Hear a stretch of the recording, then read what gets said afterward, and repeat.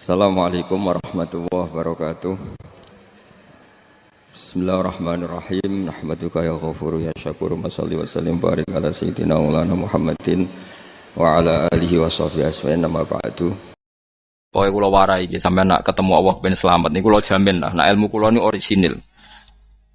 Allah niku gada adat, gada sunnah lah dalam bahasa Quran. Perkara iku ana alamate. Dadi misale ana mendung alamate napa udan. Terus Allah niku nggih damel sistem. Salih waladzi ja'ala syamsa diya awal qamara nura wa qaddarahu manazila li ta'lamu adadas sinina napa wal hisab. Sehingga di sistem itu kita tahu musim hujan itu misalnya musim ini. Kalau musim kemarau ini posisi bintang pas di sini. Sehingga wong Jawa sing goblok lah roh iki musim hujan iki musim kemarau. Kalau ahli hisab, ahli astronomi ngerti kalau matahari di sini berarti musim ini, kalau matahari di sini musim ini. Begitu juga musim panas, musim gugur, macam-macam. Itu kita tahu, itu sunnahnya Allah. Dan itu yang bikin Allah, kita tahu. Tapi sekali ada hujan kok kamu bilang begini, wajar udan deres wong rendeng. Itu Allah tersinggung. Karena kamu nganggep udan itu jasane rendeng, orang jasane pangeran. Gak repot ngadepi pangeran. Ya memang begitu. Karena inginnya Allah manusia itu punya dua kecerdasan. Kecerdasan yang diciptakan nubuwah yaitu akidah dan kecerdasan yang diciptakan sains yaitu pengetahuan. Di kula terangno nggih cara mazhab Abu Hanifah banyu iku ora iso najis. Wis pokoke banyu iku nyucekno dadi ora iso napa? Najis. Tapi kalau dalam mazhab Syafi'i itu air yang tidak sampai 2 kolah. 2 kolah niku ukuran 1/4 itu sekira-kira 1 meter persegi. Berarti kiri kanan atas bawah niku napa? 1 meter niku pun 2 napa? Kula. Niku nak cari Imam Syafi'i jika air sebelum 2 kula itu kena najis sedikit rubah atau tidak rubah najis, nggih. Tapi kalau terlalu banyak meskipun kena macam-macam tidak napa? Tidak najis. Terus ila mata ghayyara kecuali yang rubah. Di misalnya ada limbah, ada kubangan besar gitu yang beribu-ribu liter, tapi kok warnanya sudah warna coklat, ya kayak tinja macam-macam itu dihukumin apa? Najis. Tapi wis macam-macam malah mazhab dalam air. Tapi saya pastikan itu mazhab ulama. Saya pastikan itu mazhab ulama. Kalau teks hadisnya begini nih, monggo nak jenengan ape latihan ijtihad, kok menyesatkan ya ora apa-apa, sementing ini latihan. Jadi di Madinah, ini hadis di Musnad Ahmad. Di Madinah itu ada sumur, bukan sungai loh. Saya ulang lagi sumur, bukan sungai. Kalau sungai itu konotasinya kan luas, panjang, mengalir. Ini sumur, bener-bener apa? Sumur. Sumur, ya gedene sumur enggak sepiro. Nabi itu wudu di situ, terus diingatkan ya Rasulullah, itu sumur dulu zaman sebelum engkau datang, sebelum ada Islam di sini, dipakai pembuangan jifah. Batang anjing dan nyuwun sewu kotoran orang haid. Ya kotoran orang haid. Terus saat itu Nabi ngendikan alma tahurun la yunajjisuhu syai'un. Kata Nabi yang namanya air itu menyucikan. Tidak pernah bisa kena najisnya. Alma tahurun la yunajjisuhu syai'un. Terus Nabi wudu. Ya sudah begitu. Ya sudah begitu sampe rasa bojiro-jiro no. Alhamdulillah hadisnya ngono. Ya kan ya, paham kan ya? Nah. Mana sampean ditangkleti. Kulon sering ditanya sama orang-orang Jakarta, "Gus, saya ini punya air langganan PDAM. Itu dikelola dari sungai ini. Padahal sungai ini mulai tinja sampai sapi tank macam-macam ya ke situ semua, Gus. Terus gak baunya karena kaporit. Itu gimana itu, Gus? Suci ndak itu? Terus saya tanya, lah kamu pakai ndak? Ya sudah pakai, tapi tetap tanya hukumnya. Itu kan seperti yang di Jakarta itu kan misalnya yang diolah itu kan sungai macam-macam tuh, lah itu yang limbah keluarga ya kalau untuk nyuci piring nggak apa-apa. Sapi tank macam-macam kan ke situ juga. Ya kan ya, cara kok ijtihad nih. Karena kalau menurut Syafi'i 2 kolah pun tidak ada pengaruhnya kalau terlalu banyak apa? Bahan yang apa? Najis, yang limbah itu yang najis. Ya jelas najis ya. Kalau teletong sapi kan ijek ono intikal madhab Rasul Makul Tohir. Kotoran hewan suci itu suci. Masih banyak mazhab yang mengatakan bahwa kotoran barang suci itu suci, masih bisa intikal. Kalau kotoran manusia itu lebih kriminal, nggak ada mazhabnya itu. Jadi kotoran wedhus iku ana ulama sing darani suci, tapi nek kotoran ruhin gak ono. Nah, itu kan repot. Makanya kata sebagian ahli hadis, sebaiknya hadis itu tidak usah diijtihadi, pokoknya Nabi ngendikan begitu gitu. Ya sudah orang terus ya sudah begitu. Paham gitu terus. Seperti di sini misalnya yang di sini Gajah Wong itu kan atasannya sana mulai kali Code kan wong macam-macam. Mulai wong buang kotor air besar, air kecil kan lewat semua. Macam-macam. Makanya masalah air itu pokoknya sifatnya air itu ma'an tahura, sifatnya air itu mensucikan. Mensucikan itu dua dalam mazhab Syafi'i itu. Air dan tanah. Ya, air dan tanah.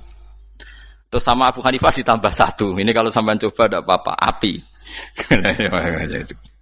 Makanya kalau ada boto, coroknya apa mus? Boto ya? Boto bangunan apa? Boto. Itu kan kebanyakan kan kadang kan tipak buahan pletong itu kan dia. Terus dipakai boto. Dicampur-campur, diulet-ulet. Terus jadi apa? Boto. Cara mazhab Syafi'i tetap najis, dipakai masjid tidak bisa karena sebagian bahannya dari apa? Najis. Cara mazhab Hanafi suci karena sudah dibakar. Karena api itu termasuk alat mensucikan. Alasannya Imam Abu Hanifah, orang yang fasik-fasik itu nanti disucikan pakai api neraka. Berarti api itu bagian dari alat mensucikan. Jadi misalnya Ruhin mau sholat dibakar, sholat suci itu. Karena api itu mensucikan. Buktinya orang-orang yang masuk neraka nanti sebelum masuk surga kalanya kan disucikan dengan api. Mana ada di neraka disucikan pakai air. Artinya kalau ada batu bata itu yang dipakai dari najis ya kemudian dibakar itu berarti cara mazhab Hanafi suci. Alhamdulillah itu. Jadi kita bikin masjid nyaman karena bahannya dianggap apa? Suci. Lewat apa? Lewat apa? Api tadi dia dibakar. Tapi yang ngeri ya. Nggih. Ben sampean ngerti mazhab gitu. Terus saya memang tak niati setiap saya ngaji entah 1-2 tak sisipkan hukum fikih karena fikih ini yang kita alami keseharian. Nggih, fikih ini yang kita alami napa? Keseharian. Makanya saya minta teks hadis tadi jangan rubah. Pokoknya ada sumur loh tidak sungai. Sumur itu kan airnya tenang, tidak ngalir. Nyatanya Rasulullah sudah dilapuri. Ini batang-batang anjing dan bekas orang-orang haid, kotoran haid itu dibuang di situ ya Rasulullah. Terus Nabi menjawab, alma utahurun la yunajjisuhu syai'un. Terus orang-orang Syafi'iyah mentahmilkan dalam bahasa ijtihad itu dianggap itu mungkin sumurnya terlalu besar dan airnya terlalu apa? Banyak sehingga kotoran-kotoran itu tidak merubah warna. Tapi kata yang lain-lain masa yang benar aja gitu, masa banyu diam dimasuki kotoran gitu tidak nopo rubah. Nah itu ya itulah ijtihad. Ijtihad itu ya. Ijtihad itu guyonannya kan gitu. Pendapat saya benar mungkin salah, pendapat Anda salah mungkin apa? Benar. Karena ya sama-sama mirip-mirip itu untuk menganalisis itu. Yang jelas Allah mensifati air itu ma'an tahura, bahwa air itu punya sifat dasar mensucikan. Kaya nek cara kula niku asal tidak terlalu ketok najis ngoten niku. Kaya PDAM ngoten niku ngger gak ambu taek terus gak ambu apa nek suci ngoten mawon. Nek takoki tapi kan asal usulnya di sana najis gini. Asal usul barang kok repot. Kula sering dibantai tiang-tiang sing terlalu napa was-was. Tapi jelas saya tahu sendiri. Sapi teng itu ngalir ke sungai gini-gini saya tahu sendiri. Tak jawab, saya juga tahu sendiri dari langit itu langsung air turun. Jadi artinya kalau dia melihat sisi najis ke sapi teng, melihat sisi dari gunung Merapi, dari langit kan langsung turun. Jadi kalau eling najis ya, tak eling suci ini kan saya gitu. Dia ngilingi yang sisi najisnya dari apa? Limbah apa? Keluarga. Wa anzalna minas sama ma'an tahura. Air itu mensucikan. Nah, terus kedua masalah fikih yang saya jelaskan di sini, tahur itu sifat mubalaghah dalam madhab selain Syafi'i. Saya ulang lagi ya. Kula warai lugat ge. Kalau orang biasa terima kasih disebut syakir, disebut apa? Syakir. Kalau terlalu banyak terima kasih disebut apa? Syakur. Kalau kadang memaafkan disebut ghafir, orang yang memaafkan. Kalau sering memaafkan disebut ghafur. Jadi dalam disiplin lughat, kalau wazan fa'ul itu berarti menunjukkan terulang-ulang. Paham nggih, Pak? Apa? Terulang-ulang. Sehingga mazhab selain Syafi'i mengatakan air satu ciduk kan ya. Dipakai wudu, setelah itu mustakmalnya dipakai lagi boleh. Mustakmalnya dipakai lagi boleh. Alasannya fa'ul itu mubalaghah gitu loh. Jadi sesuatu yang terulang. Paham ya? Saya ulang lagi ya. Tohur itu kan wazannya fa'ulan. Tohuran berarti wazannya fa'ulan. Fa'ulan itu berarti ikut wazan mubalaghah. Kalau ghafir mengampuni, kalau ghafur sering mengampuni. Syakir terima kasih. Kalau syakur sering terima kasih. Berarti kalau tohir suci, kalau tohur sering mensucikan. Nah, makanya selain Syafi'i mengatakan air asal suci mensucikan dipakai berkali-kali tetap suci mensucikan. Artinya ada mustakmal, ya, ada apa? Tapi kalau dalam mazhab kita kan sekali bekas wudu mustakmal, bekas junub mustakmal karena sudah pernah dipakai sesuci. Nah itu mazhab kita. Madzhab Syafi'i sama anut di soalnya kalau cerita sama nak kedesek nggih nganggo sing gampang mawon. Jadi gampang kan. Ya masuk akal karena memang wazan faulan itu untuk tadi untuk litakrir tadi untuk mengulang kayak ghafir nyepuro ghafurun sering nyepuro. Paham ya? Makanya orang itu kalau zalim itu ya zalim, kalau zalum banget zalime. Makanya disebut Quran wa kanal insanu zaluman jahula. Zalim itu zalim biasa, zaluman banget zalime. Jahil itu goblok biasa, jahulan banget gobloke. Berarti kalau tohuron banget nyuciin berarti diulang-ulang. Makanya mazhab lain mengatakan air itu tidak ada mustakmal. Dan saya kadang ya intikal mazhab begitu. Nah intikal gimana? Coba kalau di hotel itu mustakmal. Hotel itu kan kotaannya cilik toh kan. Tahu nggih hotel mari rohen. Kotaannya cilik.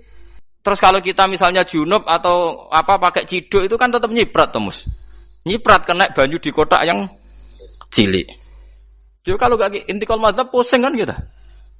Iya kan? Terus kemudian intikal lah ya suci guys. Takoki pangeran, kok mbok bolak-balik intikal mazhab Gusti. Jare sapa jare Gus Pak takoki. Lah kowe muni kowe kok takoki malah pusing. Kayak Mbah Khalil Bangkalan itu. Kalau nalkin mayit itu masyhur Mbah Khalil Bangkalan. Tidak nalkin mayit itu. Yo kan yo, aku sibuk urusanku akeh. Takoki malaikat ngenteni Mbah Khalil. Tinggal mire. Sing ngono tok. Nalkin meneh.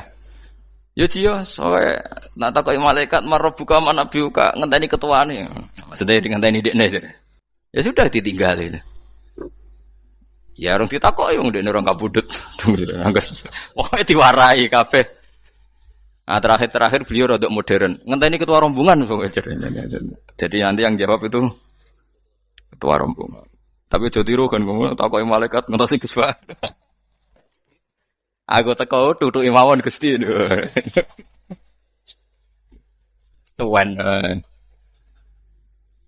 Yakin mugorokin ngomong ngoten kula ngomong kan nangkir. Kamu tahu kan tugas standar Anda apa? Ya tugas standare mungkar nangkir nutuki Gus. Biasa wae. Biasa nutuki takkan apa? Nah itu mungkin bagian guyone wali ku jek mungkin. Kadang orang itu engkar ndak bisa. Yaitu tadi piye wae resmi teknya Allah tu yaumana kullu unasim bi imamihim. Nanti manusia dipanggil itu per ketuanya. Bukan per individu kesuwen. Jadi ada teori itu yang mungkin benar. Ya, teori itu yang mungkin benar karena kita nanti di mahsyar juga dipanggil ketuanya dulu. Jadi ya ma'asyarus syafi'iyah. Terus Imam Syafi'i disuruh maju ya ma'asyarul malikiyah.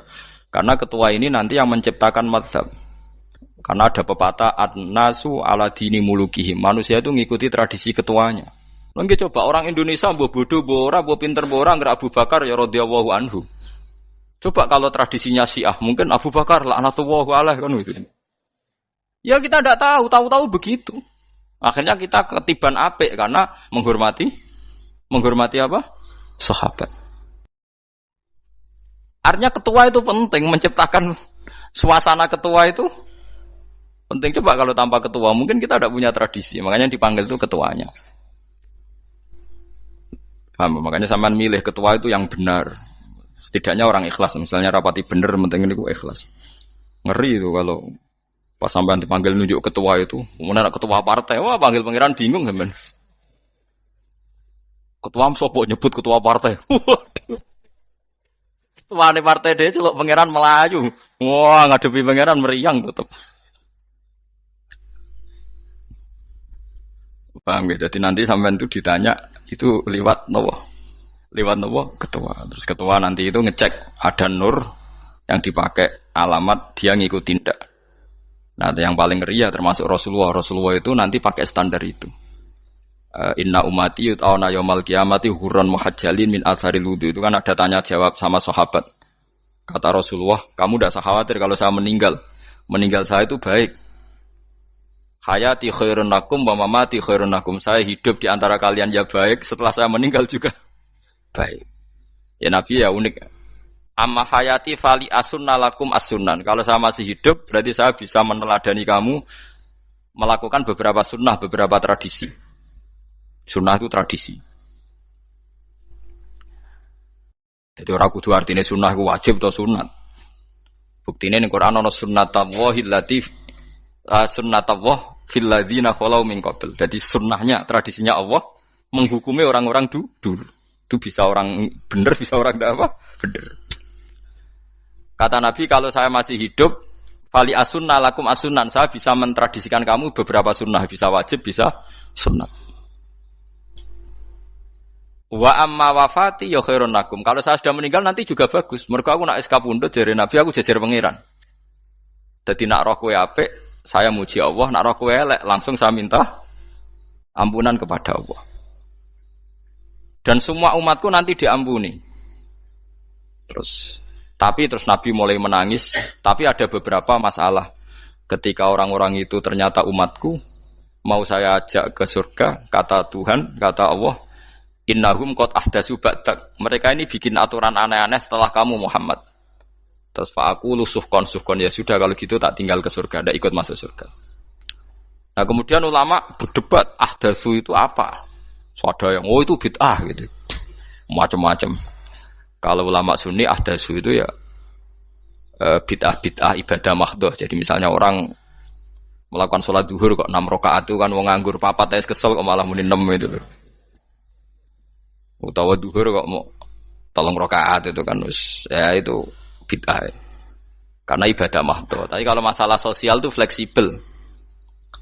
Fleksibelnya adalah misalnya dulu Nabi naik unta, orang yang anti bid'ah juga naik Innova.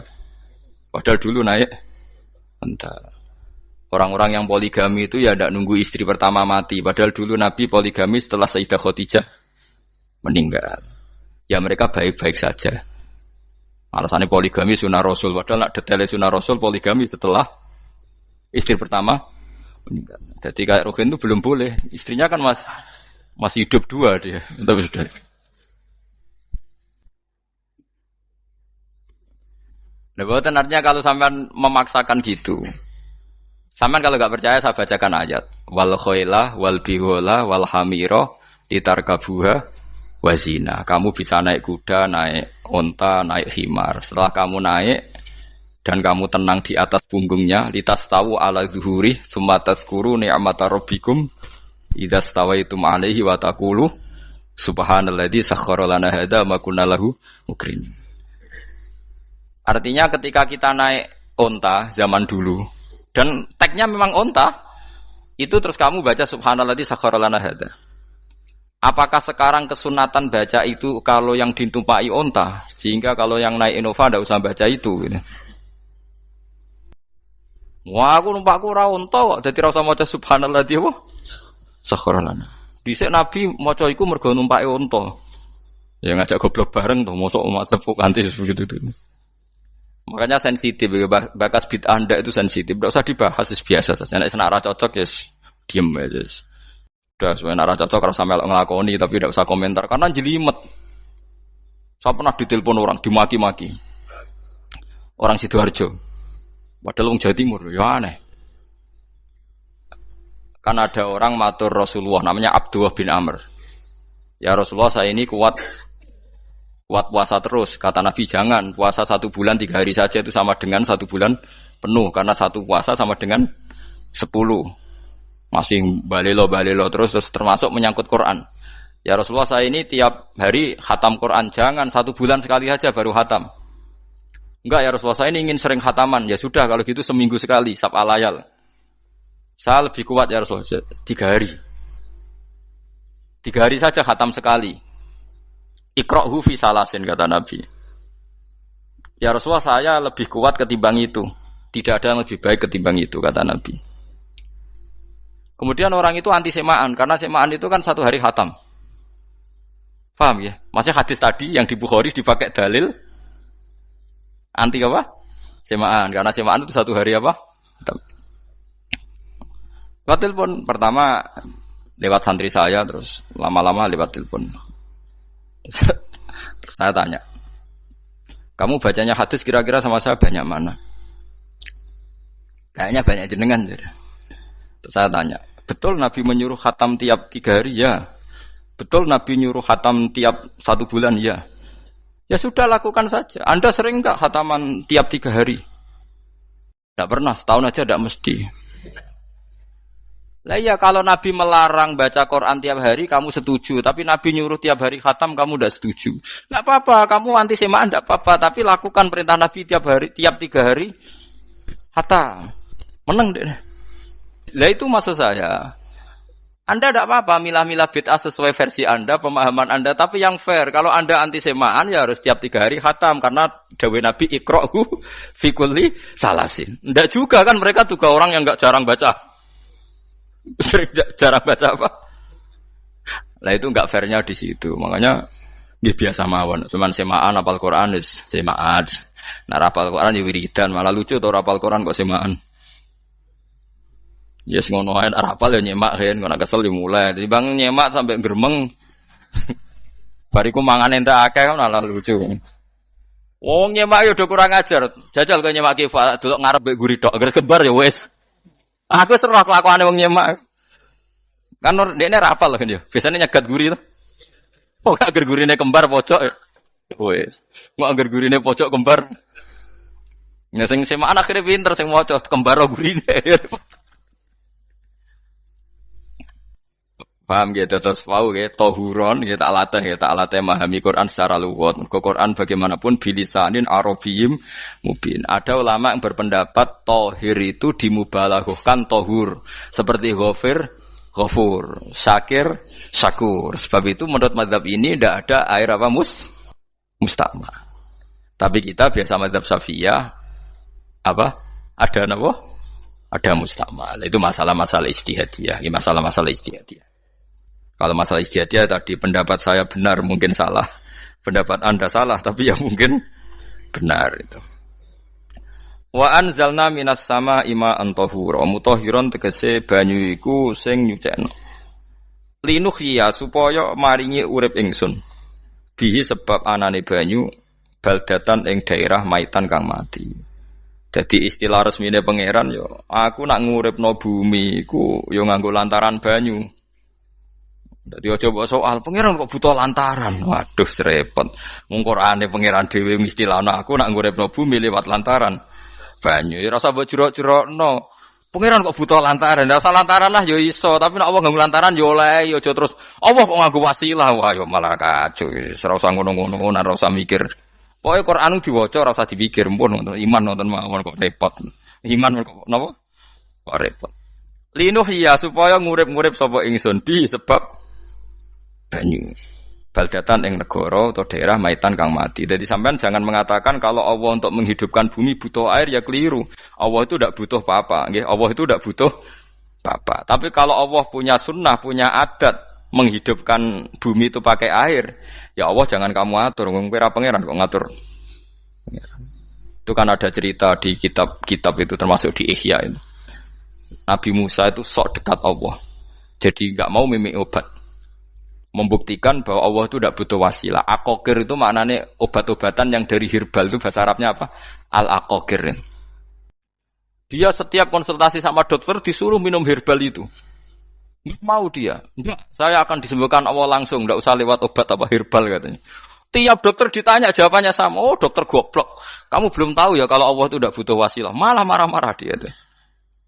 Akhirnya dia konsultasi langsung ke Tuhan. Apa betul ya Allah saya butuh minum akokir? Terus, lah kata dokter gimana? Karena herbal itu fungsinya gini-gini. Terus, saya Musa, sing gawe fungsi herbal ngono iku sapa? Nggih jenengan. Lah yo aku gawe fungsine ngono kaya ngombe kok ora gelem. Sing gawe ku ya aku. Jadi sing gawe bodrek ku nek kowe ngeluh, bodrek mandi sing gawe ku ya pangeran, rumangsamu sapa? Sing gawe ruhe nak berkelon lego ya pangeran. Mangsamu sapa? Umane bojone ayu kan. Ah, sing wis pangeran ora usah aku isin gengsi, ora usah ngono. Kalau muni elek dibanding bojone ning swarga, nek ning donya ya ayu, nguruhin ya diselera kok udarane. Paham gitu. Terus itu masalah yang enggak akan selesai ila yaumil kiamah. Jadi ada cara pandang langsung Allah itu ya bisa. Tapi misalnya ada sunnatullah ya jangan kamu tentang. Termasuk Nabi Musa akhirnya Nabi Musa mau minum. Setelah minum sembuh. Terus ketika sembuh diberitahu Allah, memangnya kenapa kalau minum obat itu? Obat itu ada khasiatnya yang bikin juga Allah. Kok kamu hindari itu alasannya apa? Wong yang bikin juga Allah. Makanya kalau kamu percaya wasilah, kalau terpaksa percaya, kamu harus yakin bahwa nomor satu adalah Allah Subhanahu wa Ta'ala. Kalau kamu takut orang itu syirik, ya gak apa-apa kamu lawan, harus kamu lawan. Memang selera kamu begitu. Kamu harus tidak usah ikut pakai, wong kamu khawatir, tidak apa-apa. Jadi sing khawatir syirik, ora usah nganggo ali-ali, ora usah nganggo ake. Tapi sing seneng dagangan, ya nganggo. Ora usah jimat-jimatan ini niati napa? Booming ngoten mawon niati dak. Kulo nu akeh larang sedurunge rame-rame akeh. Barang akeh rame terus mboten kula nggo. Wah, darani murah repot. Nggih kula mboten sombong. Dulu akehnya bapak itu zaman Bapak Sugeng tuh pernah ditawar ditukar mobil. Zaman itu mobilnya seharga 60 juta. Dan itu wasiat bapak untuk saya. Saudara saya sepakat itu untuk saya. Dulu kadang-kadang tak pakai. Setelah akeh booming terus dikira ini yang gelondongan berapa kilo. 25.000 muruah camah cara Jawa camah tidak pernah tak pakai. Saya yakin ikut turun itu aki-aki yang mahal itu karena dikira yang produk ya yang asal itu yang itu. Paham gitu terus sampean biar tahu duduk perkara ini. Jadi tohur ya tohuron itu sifat mubalaghah. Tapi kalau dalam madzhab Syafi'i tohur itu ismul alat. Jadi tidak maknanya mengulang-ulang sehingga Imam Syafi'i tidak membolehkan wudu pakai air apa? Mustamal. Lah menurut hadis kayaknya benar Imam Syafi'i secara lahir. Karena Nabi ngendikan sisa air wudu itu membawa dosa Anda. Kata Nabi, jika seseorang wudu maka kotorannya keluar dari ajfan, dari pelapuk mata, dari apa sampai keluar dari mimbaini adzofiri, sampai keluar dari bawah-bawah apa? Kuku. Sehingga kalau air ini sudah membawa kotoran dosa Anda, berarti air ini kan sudah menjadi air kotor. Andai kan Anda mukasyafah, maka air ini sudah penuh dengan kotoran. Nggak mungkin air yang sudah penuh kotoran dipakai wudu lagi. Itu cara berpikir Imam Syafi'i. Ya sampean ikut mana ya? Ya gampang kan kalau keadaan normal ya ikut Syafi'i, kalau air banyak, kalau tidak normal ya ikut mazhab yang lain. Kan gampang. Gitu aja kok repot tuh. Ya itu pentingnya orang ngaji ya di situ tuh harus banyak pilihan. HP kartune loro masa madzhab musito. Nah, itu kan gitu. Ya pokoknya gitu. Kalau yang percaya wasilah ya pakai istilah pangeran linuhyabi baldatam maita, ada kata bihi. Allah menghidupkan bumi itu dengan pelantaraan air, padahal Allah tidak butuh perantaraan. Tapi yang anti ya enggak apa-apa. Memang yang percaya wasilah itu ya bahaya juga. Ya yes, pokoknya yes. Sudah pakai 2 kartu apa susahnya tuh. Ya enggak apa-apa. Asal ada ilmunya. Ya tidak karena emosi, memang ada apa? Ada ilmunya. Linuhya bihi baldatam maita. Wa nusqiyahu. Lan nyirami ingsun yastawi padha baldatam maita bitakhfif lan takhfif maita, maksudnya buatan mayita tapi napa maita. Yastawi padha fi ing dalam dawa maita napa al mudzakkar muanas lan muannas. Zakarahu mudzakarna sapa Allah taala hu ing dawa maitan bi tibaril makani kelawan diitung tempat. Mesti maitan. Wanus kiyahu meniku masalah nahwu. Lan nyiramno ingsun hu ing banyu ailma ategese banyu mimma sing perkara khalaqna kang wis gawe ingsun. Ingsun gawe siraman aman ing pira-pira raja kaya kewan. Ibilan tegese unta wa bakaronan sapi wa namanan wedhus. Wa anasiya lan pira-pira manusa kafiron kang akeh. Iki unike Quran, kadang kewan mbek manusa iku dibakas dhisik kewane. Engko nek ndelok dosa mbek ora ya apik kewan. Tapi nek ndelok diakal mbek ora ya apik manusa, tapi nek didelok manusa mbek kewan iku dosa ndi? Dosa manusa. Mulane nek salat istisqa iku kesunatane gawa kewan. Lho nggih tenan mboten guyon, sampean delok kabeh kitab fikih, nek salat istisqa kesunatane iku wong kon gawa apa? Kewan. Tapi aja kethek lho ya. Contohnya ngono iku ya kaya wedhus sapi, engko terus koyo kethek ula bulus wah, malaikate bingung wah. Ajete kewan tapi aja bulus, kethek ula. Mulane teng daerah mriku, teng daerah sarang nate kekeringan. Bareng kekeringan tiang salat istisqa ono sing nggo sapi, nggo wedhus. Delalah bar salat istisqa iku udan. Tapi kula seneng mbek kiai ini, pas udan kiai ini ngendikan itu. Kowe aja GR nak udane krana kuwi ya krana sapi mbek wedhus iki. Mergo ora duwe dosa, mergo ora duwe dosa. Lah ya itu agama. Agama itu kita ta'abudi. Wong kita jare makhluk paling terhormat. Tapi nyatane nak istisqa butuh bantuan kewan. Itu kesunatan istisqa ngoten to. Tem mriki ngoten mboten. Do nuntun wedhus to. Napa? Mboten sing tek teng kitab-kitab Pak Sami to. Kan go kewan kan? Ya, tapi ya soal kewan mau iso mbayakno. Wah, lah nek wong pasar ngasem mbok gowo mulai ular kobra macam-macam ya, malah repot. Ndak ini menunjukkan nggih karena manusia iku akeh dosane. Mulane jemben teng ora mahsar iku manusa ora kepengin apa kewan ora kepengin dadi manusa tapi manusa kepengin dadi kewan. Makanya nanti ketika ngadepi hisab gak kuat wa yaqulul kafiru ya alaytani kuntu napa turaba. Maksudnya kuntu turaba ya Allah saya jadikan kewan sing di akhir segalanya didhawuhi Allah kuni turaban. Kamu sekarang cukup jadi turab. Intine manusa sampeyan teng ora masar bayangno kaya kewan sing akhir hayate mau didadekno napa lemah.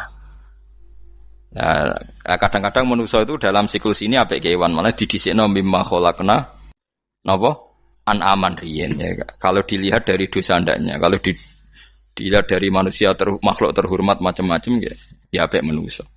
Wa anasiya lan pira-pira manusa kasiron kang akeh jamu insan ente lafat anasi jamu lafat insan. Wa suhu te asline lafat insan iku anasinu. Faudilat moko digenti apa anunun digenti ya aning ya. Wa timat lan dene sopno fiha ing dalem ya apa enggang dalem ya apa al ya ya. Maksudnya ya sing sangka nun diitung be ya asli. Au jamu insin te jamu lafat insin.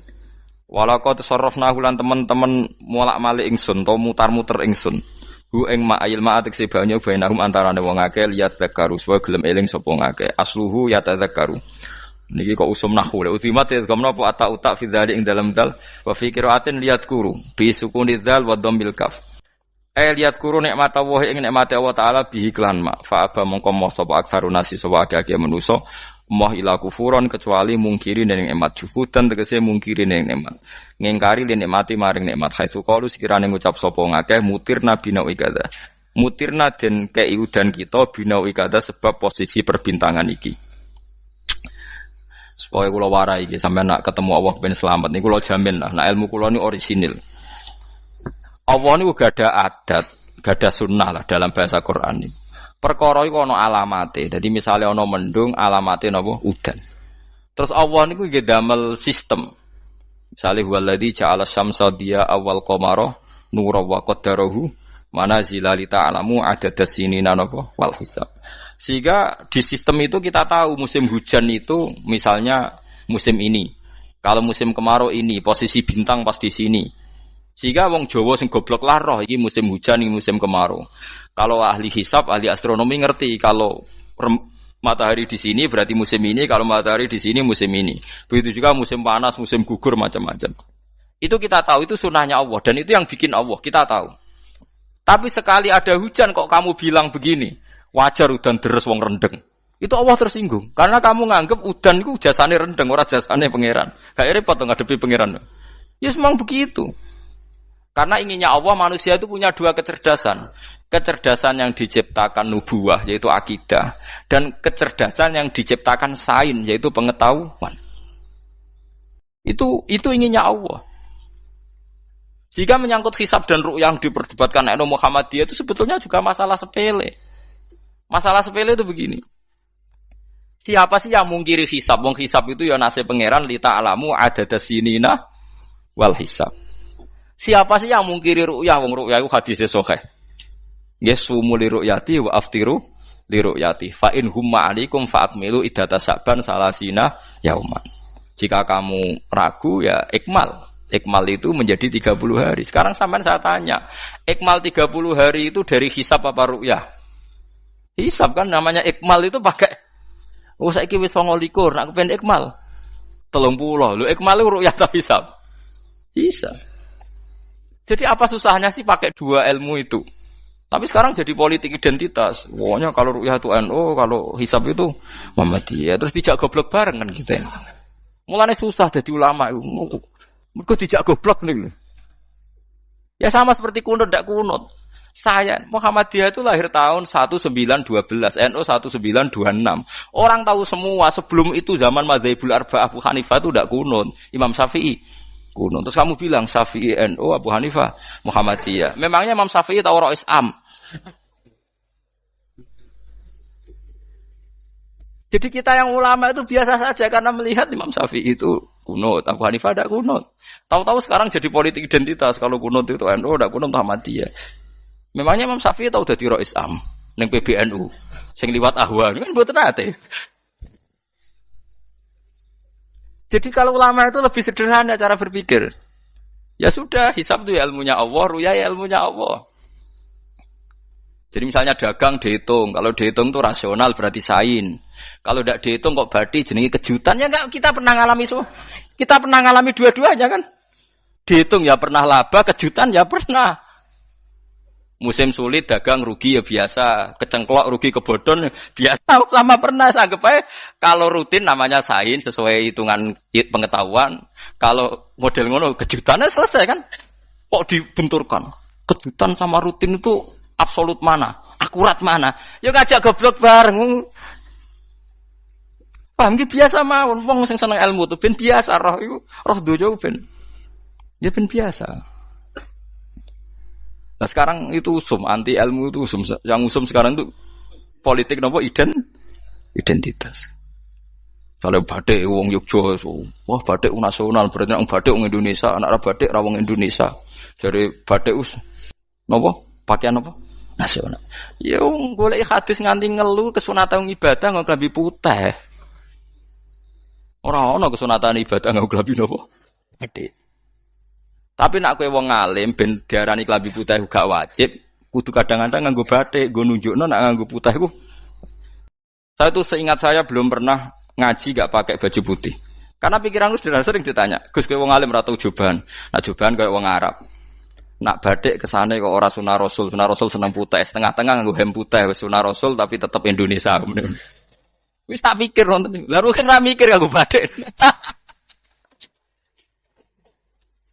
Tapi itu tadi, saya masih husnudzon.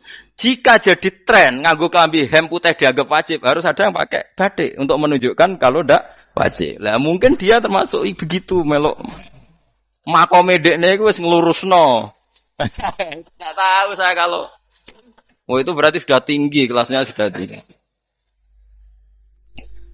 Jadi menurut saya tengah-tengah ya pakai hem putih kalau sholat. Tengah-tengahnya adalah nak jubah terlalu Arab. Nak batik be Nabi ngendikan kesunatane ibadah itu pakai putih. Nganggo mori kok wong mati ya sudah hem, sudah tengah-tengah. Menurut saya, sama ndak harus ikut saya. Tapi jika itu dianggap wajib, kadang-kadang jangan pakai putih. Seperti Jabir bin Abdullah itu terang-terangan, sama ndak ceritani. Dulu ketika Jabir bin Abdullah sahabat yang terkenal itu Jabir itu termasuk minas sabiqin al-awwalin itu. Jabir itu sholat di masjid itu bajunya dicopot. Terus sarongan itu dicancang di gulu. Kayak wong kuno-kuno. Sarongan sitok dicancang di gulu. Bawa baju diletakkan di sokor masjid. Setelah itu orang tabiin melihat dia secara sinis. Tabiin itu generasi setelah sahabat. Marah-marah ketika dimaki, masa engkau sahabatnya Nabi sholat bisa bin wahid, pakai baju satu dicancang bisa. Jabir mulai cerita. Kamu jangan bilang pakai serban itu sunat. Kamu jangan bilang pakai jubah sunat. Bagaimanapun menjadi sunat karena kamu punya. Sehingga kamu bilang sunat karena kamu punya. Dulu kita zaman Rasulullah masih hidup, kita semua itu tidak punya baju, punyanya satu. Hingga Nabi tidak berani mensunatkan pakai baju dua, kesunatan serban, karena kita hanya punya pakai baju satu. Kita harus mikir bagaimanapun di antara kesunatan itu karena kita mampu. Setelah tidak mampu, tidak ada sunat. Terus Jabir mulai marah-marah, termasuk yang diceritakan. Kalau kamu bungkus orang mati gimana? Ya tak bungkus utuh sampai sikil beda sirah ketok. Ya kan ya, nah ini mau mati dibungkus sempurna tuh. Nanti kok pepes itu ya dibungkus, terus bariku lagi dibuka raine ya. Ya mus, sing mudin-mudin rai ya. Terus Jabir cerita, cara kowe wajib to ora jare Jabir? Nggih wajib. Ya wajib mergo iso. Terus dia cerita, dulu Sayyid Hamzah, dulu bapak saya Abdullah Jabir bin Abdullah. Itu saking enggak adanya baju. Itu nak ditutup sirai mbek sarong, mboten kafan. Iku ketok sikile. Nak ditutup sikile ketok sirai. Akhire do matur Kanjeng Nabi kon nutupi sirah waj'al ala rijlihi sayan min izkhirin. Akhire sing sikile ditutup suket. Saking gak anane baju. Kowe saiki Islam wis jaya kecangkeman sithik-sithik muni sunat wis dimaki-maki mbek Jabir. Wis meneng ngejar. Terus terakhir ngendikan ngene. Aku nglakoni iki liyaronil ahmak misluk. Pancen tak jarak aku salat ngene iki bento-bento kowe ben roh. Nak dhisik jarak Islam ngene iki ya. Liyaroni al ahmak misluk. Ahmak ku bento sing level tinggi, medium men. Itu ulama betul ya begitu. Saiki wong Islam jog tuku kurma gampang, sithik-sithik buka nganggo kurma, sunah Rasul mergo nganggo kurma. Ya perkarane ke kelar tuku. Zaman kene Gunung Kidul melarat nganggo apa? Aneh-aneh iku. Makanya di fikih jelas, nek iso kurma, nek iso asal manis, nek iso asal gak nyolong titik wis. Kok cek repote hukum. Bagaimanapun kue kecangkeman muni sunan mergo mampu. Zaman kira mampu orang muni ngono padahal hukum iku wis dhisik-dhisik. Hukum itu baru apa sudah kemarin-kemarin? Wis meneng ae. Kula ge sering, ngger kula kan kiai, ngger poso sering sowan kathah. Kadang sing sowan luwih mlete timbang kula. Gus kurma Gus, nggo apa? Nggih sunat Gus. Ah sunah mbahmu pangan kowe. Oh kiai mbok warai ra sopan to. Aku nak buka aku degan amne. Aneh-aneh ya amne. Namun ini sunah dia ora usah kecangkeman. Lagi buka kurma pirang tahun, lebih kali tahun Gus. Umur piro? 40 Gus. 38 tahun gak anggo sunah lagi 2 tahun gegere gak karuan. Biasa saja. Dulu Nabi itu ya biasa. Nabi kalau zaman ngendikan yang ngeper sampai 4 kali. Kalau gak mampu ini, kalau gak mampu ini. Nabi kalau ngendikan ya gitu sampai diulang-ulang. Karena Nabi tahu tidak semua umatnya gampang mendapatkan itu. Misalnya kafaroh puasa 2 bulan nuntut. Kalau tidak bisa ngasih makan orang miskin sekian. Kalau tidak bisa gini sampai habis. Kulo ma'rufin sedekah, kalau tidak bisa ya Rasulullah firsana satin, sampai ludus gak usah sikit tamrotin. Kalau gak bisa fabi kalimatin thayyibah, cangkem sing apik. Nek ra iso sementing aja merengut. Terakhir walau bitolqatin apa? Wajin. Itu lama mewarisi sekian kebaikan yang diajarkan Nabi, tidak terus dipatenkan satu ngel-ngel wong akeh. Kono apa ngekek kurma kok khutbah bareng sumpah. Wes pangan dhewe entekno. Ya ana sing sabar. Wes kula tobat Gus mun mboten ngomong-ngomong ngono ya. Ya biasa saja kalau ingin sunah-sunah biasa saja. Dawe Nabi wal qasda tabluhu. Kamu itu yang biasa saja. Biasa itu ya standar saja. Ya biasa. Jadi Nabi dulu kalau melakukan sunnah itu biasa. Sunnatun sanaha Rasulullah sallallahu alaihi wasallam. Ini sunnah yang dilakukan Nabi. Tapi di luar yang azimah. Azimah itu yang wajib atau fardhu ain itu sahabat biasa.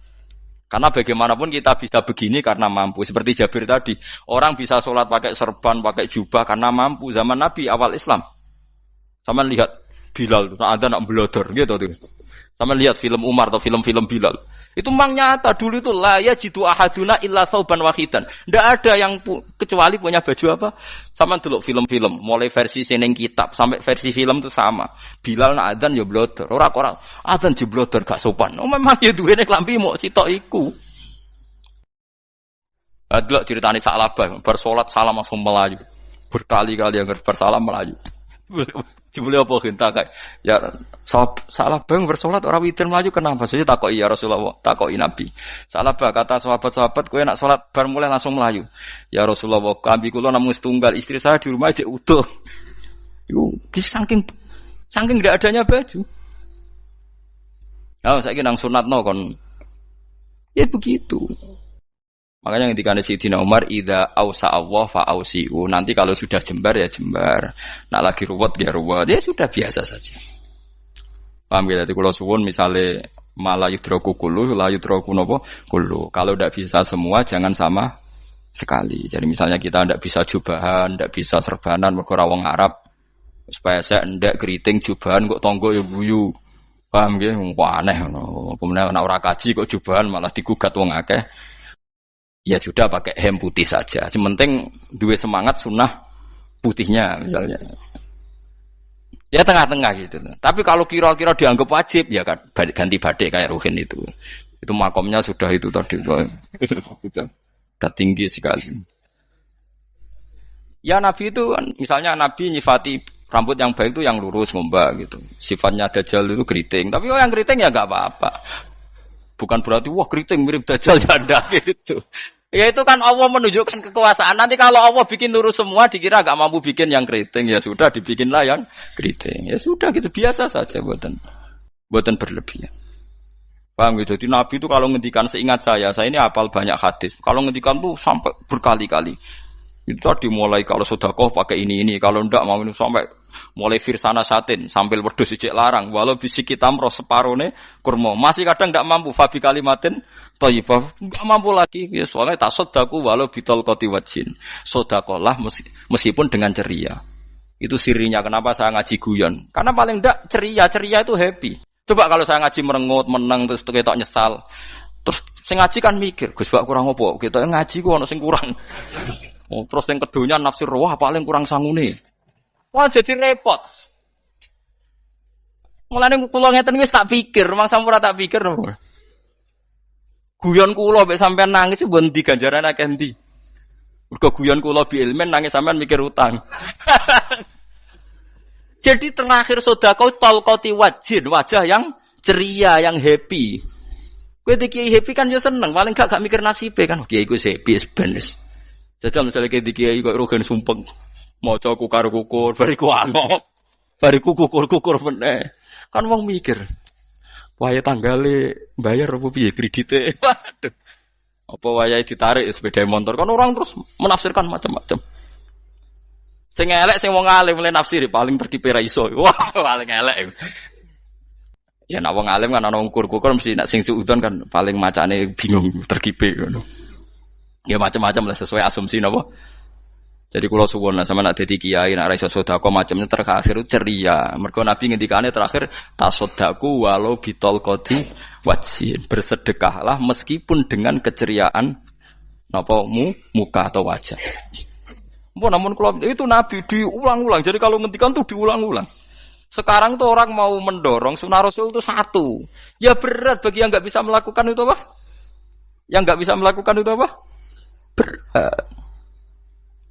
Jadi dibacalah hadis itu dibaca utuh. Ya bukan kita apa ya mau sekolah kepingine kabeh umat Nabi itu happy. Mergo selama itu tidak maksiat berarti anut ajaran Kanjeng Nabi Muhammad sallallahu alaihi wasallam. Ma khuyira Rasulullah baina amrayni ilakhtara aisarohuma malam yakun isman. Rasulullah itu tidak pernah disuruh milih dua hal yang berbeda kecuali milih yang paling gampang. Asal itu tidak barang dosa. Itu hadis muttafaq alaih. Ma khuyira Rasulullah baina amrayni ilakhtara napa aisarohuma malam yakun napa isman. Jadi Nabi itu tidak disuruh milih dua hal, mesti milih yang paling gampang asal tidak nopo dosa. Makanya Nabi kalau ditanya, ya Rasulullah, sampean nanti tawaf pakai unta apa ndak? Kesel ndi? Nggih kesel melaku, ya naik unta saja. Makanya Nabi kalau tawaf dulu pakai apa? Unta. Terus saiki mulane Arab Saudi PG MRT mergo dhisik Nabi unta terus saiki nganggo napa? Kereta lingkar. Sekarang baru diperdebatkan. Cek kurang ajar itu sebenarnya no tamu spesial, misalnya pejabat negara sebenarnya atau tawaf numpak kereta muter. Diarani rasah dhisik Nabi numpak unta, diarani sah cek kurang ajar ning dhuwur. Terus sampai angop-angop terus tawaf. Sampeyan muni sah ta ora ya, jujur. Muni rasah Nabi dhisik tawaf. Ngagem to muni sah kok kurang ajare. Wah, ya misale numpak kereta asenan mbek anggap sithik-sithik sebeng 7. Kurang ajar juga. Saat ini lebih diperdebatkan, tapi ya mbok sing bakas ngono ben ngerti hukum sampean ben ora anak kiai ku bingung ulama yo mikir hukum iku ketok ceria kula sampean ora bingung ora ceria fa aba mongko mo sapa aksarun nasi sapa akeh manusa mo ila kufuron kecuali ngafirin emate Allah juhudan tegese ingkar nikmati maring nikmat haitsu qalu sekirane ngucap sapa kufar mutir nabi nawi kada mutir nadien kaeringi udan kita binawi kada sebab posisi bintang sing ngene iki. Walau syi'na la ba'atsna fi kulli qaryatin nadhira. Walau syi'na umpama ngersakno ingsun Allah la ba'atsna yektine nugasno ingsun utawa ngutus ingsun fi kulli qaryatin. Ing dalam saben-saben daerah desa nadhiron ing wong sing ngelingno. Umpama Allah ngersakno kabeh desa yo nabi, tapi kok kakek nabi malah repot kan. Yukhawifu kang ngekeki peringatan sapa nabi ahlaha ing penduduk Qaryah. Walakin ba'asnaka tetapi ini ngutus ingsun ka ing sira Muhammad ila ahlil qura maring kabeh penduduk kuliah sekabehane ahlil qura nadhiran khalidati nadhir khalidati nabi liya'zuma supaya gedhe apa ajruka ganjaran sira. Tapi kabeh nabi niku nggih pokoke Allah mampu mawon tiap desa dikai nabi, tapi Allah ndak melakukan itu cukup nabi sitok. Terus kabeh iku nanut Nabi Muhammad sallallahu alaihi wasallam. Mulane ana guyonan wong Arab wong Jawa apik endi? Apik wong Jawa aja. Ke wong Arab iku cara obat iku dosis tinggi, mulane dikirimi nabi. Wong Jawa cukup mudin, cukup kiai wis Islam. Dadi rapati salah lah. Penyakitnya ringan jadi diobati kiai iku wis dadi iman. Nah wong Arab kudu napa? Nabi. Berarti penyakit berat be ringan nabi endi? Nabi ringan, mulane jare kiai Jawa, kita apik wong Jawa kus be wong Arab. Mergo ora butuh napa? Nabi. Berarti dosisnya kan kecil ya, rendah. Taune-mlimu wis. Wong bingung, ngono kok omongane wong napa? Bingung. Lha opo nganalisis ngono barang. Ya wong nganggur iku repot. Pala tutik mongko aja nurut sira al kafirin ing pira-pira wong kafir fi hawahum ing dalam hawa nafsune kafirin. Dadi kaya aja anut wong kafir ning menyangkut hawa nafsu. Tapi nek menyangkut kebaikan wong kafir sing kita kadang kalah baik dalam hal sosial ya malah Allah kadang melehno kita mergo kok kalah mbek wong kafir. Nggih misale ngeten iki makanya Imam Suyuti nafsiri falatutil kafirin ay fi hawahum dalam hal yang bersifat hawa napa nafsu. Misalnya begini saya contohkan Allah melehno wong mukmin. Ada sahabat ketika perang itu tangannya terputus, kakinya juga terputus. Terus matur Rasulullah, ya Rasulullah gara-gara perang derekno engkau saya tangannya putus, kaki saya putus. Ternyata tidak diapresiasi sama Allah, malah disalahkan. Gini kok Allah terus nurono ayat iyam saskum korhun faqad masal qoma korhum mislu. Jika Anda luka karena perang, orang kafir pun luka. Wong kafir, wong gento wae wani luka demi kekafiran, kok kue wong Islam jari demi Allah ora wani luka. Jika masyhur di kalangan para ulama, nanti setiap kebaikan itu dibandingkan kezaliman. Ya saya ulang lagi, nanti setiap kebaikan itu dibandingkan kezaliman. Misalnya kita jadi kiai ora enak, ora gaji tetap, setepak-tepaan, kadang untuk duit, kadang ora. Enak jadi PNS, gajinya tetap. Ya. Nanti kita disalahkan Tuhan. Pedagang narkoba itu gajinya juga enggak tetap. Risikonya tinggi, ditangkap polisi, hukumannya mati, itu saja berani. Kowe nyai trimo ngono ra wani. Kowe tahajud kanyeben, bengi-bengi tangi tahajud kanyeben. Tukang maling ayam bengi-bengi tangi nyolong. Risikonya tinggi ya anyep wani. Jadi nanti kowe di depan Tuhan dimaki-maki, kesalehan kita akan dibandingkan kezaliman. Lan ana wong saleh diutangi dhuwit ora oleh medhit, sebenarnya dibandingno. Maling utang-utangan, wong saleh ora utang-utangan. Ya memang begitu. Nah itu yang dimaksud ayat intakunu ta'lamuna fa innahum ya'lamuna kama ta'lamun wa tarjuna minallah ma la yarjun. Jika kamu merasa sakit karena berjuang demi agama, orang-orang zalim juga sakit karena kezalimannya. Toh mereka berani. Coba jadi kiai bandar narkoba resikonya tinggi mana coba? Resiko jadi bandar narkoba. Antar geng narkoba juga musuhan, takut ditangkap polisi. Jadi kiai paling ono hasud sithik-sithik. Paling wong ngrasani. Kiai iso ngomong tok ora iso nglakoni paling gitu. Padha kiai ini paling hasud. Ya sithik-sithik lah, paling serek. Kalau bandar narkoba gak cocok, nembak. Karena rivalitas mereka ekstrim. Jika kalau sampean cemen jadi kiai nanti ya diingatkan Allah dibandingkan orang apa? Zalim. Jadi eling-eling ya. Terus semua kesalahan kita, loyalitas kita pada agama nanti dibandingkan orang zalim karena mereka loyal sama pekerjaannya, sama kezalimannya. Enggak terus preman-preman nak belani kanca wani mati. Kadang kiai santri belani kiai ini rapati wani mati. Wis repot preman-preman nak tobat wis repot. Kulo nu rada nyesal mek tobaté preman. Nak ana preman teng perapatan tobat. Niku terus ning masjid, men itikaf terus mbek wong sopan. Niku ora pas sajane. Nak tobat itu tetep ning perapatan. Sing dhisik ganggu wong disingkirno. Jadi ku tobat tenan sehingga dhisik perapatan sing gawat dadi gak gawat. Mergo sing preman gawat diganti preman sing lunak. Ora terus ning masjid ya sing iki tetep diganti generasine ngono. Mestine maksudnya mesti ora kok terus elek mboten mestine tobaté ngoten niku. Sayyidina Umar itu dulu itu menakut-nakuti orang Islam. Anggere ana ndekne wong Islam wedi kabeh.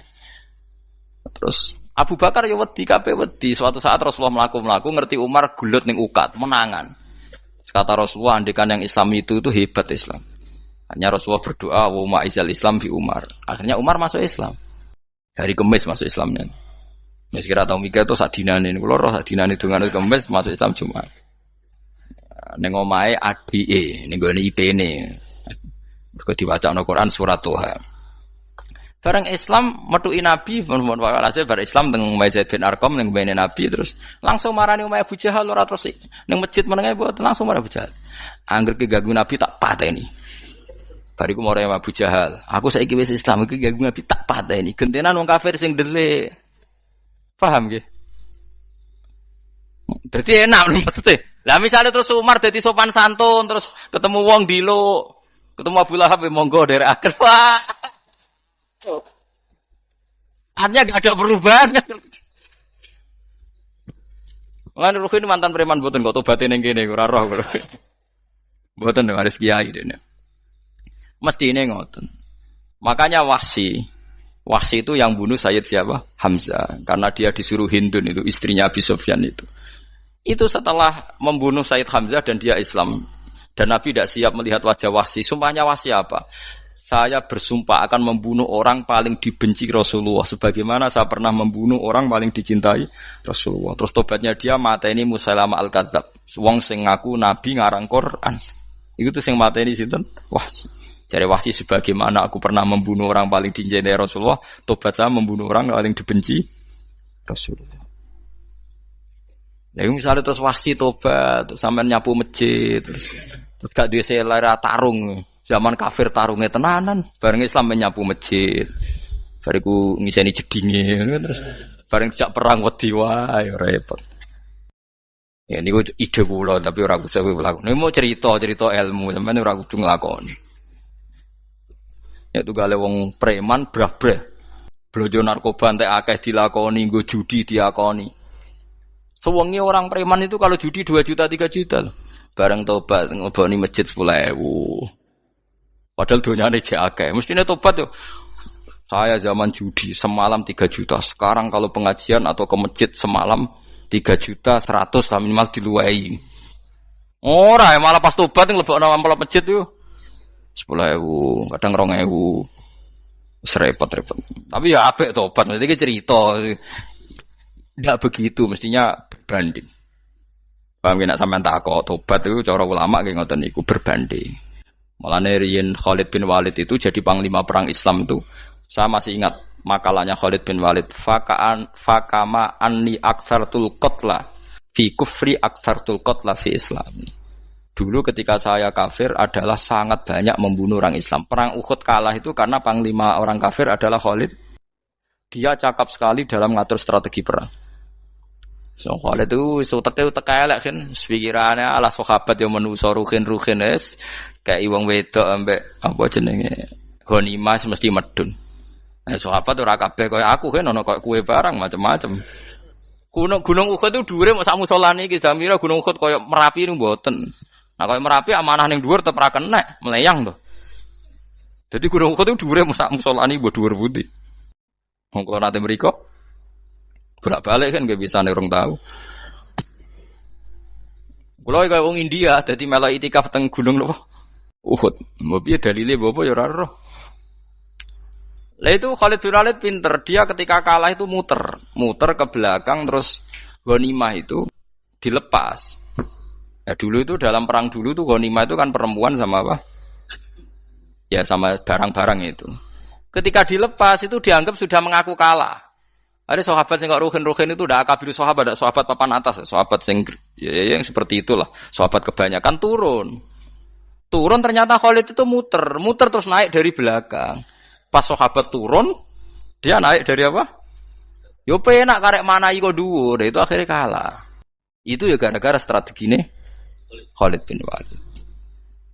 Nah terus dia bersumpah, saya bersumpah semua kecerdasan saya, semua kecanggihan saya akan saya gunakan untuk membela Islam. Niku kelimake itu di perang Tabuk, di perang Yarmuk, di perang Tabuk. Itu di panglimani siapa saja yang ditunjuk Nabi itu kalah. Termasuk Ja'far bin Abi Thalib itu padahal panglima yang ditunjuk Nabi. Usamah ya kalah. Abdullah ya kalah.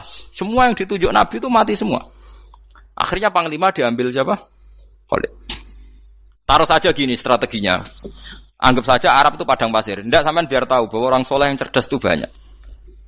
Jangan kira soleh itu tidak butuh kecerdasan, butuh. Arab itu kan padang pasir. Mau jelas gini, gambarannya apa? Padang pasir. Itu kalau perang itu kan taruh saja orang Islam itu 3.000 musuhnya 10.000. Memang kejadiannya gitu, 3.000 musuh 10.000. Itu kan berbanding berapa itu? 30 ya? 1 banding 3 ya? Nah itu dulu, pasukan-pasukan Islam dulu itu sama-sama seperti saf salat. Jadi memanjang. Ya akhirnya perang itu kelihatan sekali mana yang sedikit, mana yang banyak. Habis Khalid strateginya dirubah. 100 orang di depan, anggap saja gitu. Pokoknya tak kayak gambaran coro Jawa paling gampang. Lagi maca kitabnya malah bingung loh.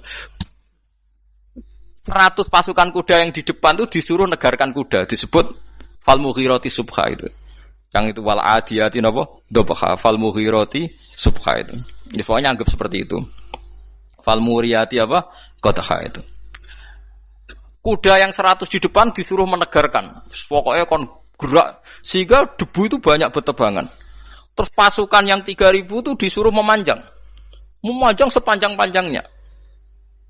Karena di depan ini ada tegaran kuda tadi, orang kafir yang di sana itu melihatnya ada bantuan datang baru. Wih, pasukan Islam teko wakeh, panjang lagi. Dikira jumlahnya itu sampai 50.000 lebih. Paham sih kalau maksudnya? Jika wong kafir melaju perkara ini tidak mungkin kita tandingi, orang Islam dapat bantuan baru padahal ya wonge podo. Mau baris setok dirubah. Nah misalnya sing mimpin Mustafa sembah jare mati ya syahid, mati kabeh wong Islam. Nah itu artinya dia masih ingat betul. Saya dulu pernah menggunakan kecerdasan yang sama untuk mengalahkan umat Islam. Saya bersumpah kecerdasan yang sama akan saya gunakan untuk memenangkan Islam. Coba bayang nonton ning padang pasir 3.000 orang, yang 100 di depan negarno kuda supaya pandangan tidak begitu jelas. Terus yang belakangnya memanjang dari jauh kan kelihatan pasukan dapat bantuan baru. Padahal ya orangnya sama. Akhirnya orang kafir merasa wah nggak imbang. Kita tidak imbang karena orang Islam dapat bantuan. Terus menang perang itu. Lah itu tobat bener gitu loh. Orang kok pas kafir cerdas, buareng Islam tobat nyapu masjid. Sebariku ngaji ngantuk. Padahal zaman kafir cerdas, memperdayakan ekonomi nganti sugih bergeder. Bareng Islam terus dunia nentek melarat, terus nyapu masjid, bariku sholat qobliyah ba'diyah mulai, nggak poso sunat. Ya tidak apa-apa itu, tapi sugih tetap. Kok zaman kafir sugih, zaman Islam kere, mestinya zaman Islam ya sugih, terus kecerdasan dan hartanya untuk liizatil Islam wal muslimin. Mestinya, tapi ya nggak apa-apa kalau ada tobat model gitu ya tidak apa-apa. Ojo kok terus dari Gus Pak ngono ku elek ya ora ana jenenge tobat mesti apik, tapi enggak fair gitu loh. Mosok zaman nakal serius, zaman tobat sekenanya itu kan fala tuti mongko joto atsira al kafirin ing pira-pira kafir fi hawahum ing dalem selera hawa nafsune wong kafir. Wajahidhum lan merangi sirahum ing kufar. Merangi maksudnya berjuang bihi kelawan Quran. Maksudnya hujjah. Uang iku nak merangi wong kafir nganggo Quran, ndak mesti perang iku nganggo pedang. Niki jelas kita birege wajah itu bihi ebil Quran. Maksudnya perang nganggo Quran itu kita melatih argumentasi atau hujah yang dengan hujah itu jelas-jelas ketok bener agama napa Islam. Wajahid lan merangi sirahum ing kufar bi iklan Quran ayat Quran itu Quran jihad dan kelawan perang atau kelawan jihad kelawan berjuang kabiran kang gede. Wa wa ta'ala wa alladzi zat maroja ingkang lepas sapa Allah al-bahraini ing dua laut. Arsalat sing lepas sapa ta'ala huma ing al-bahraini mutajawiraini hale berdampingan. Hadza utawi iki ku asbun iku banyu sing banget segere, banget manise, banget segere. Furatun tur enak diombe, sadidul udzubati tekse banget manise. Iki kuwi nak manane mudah diminum.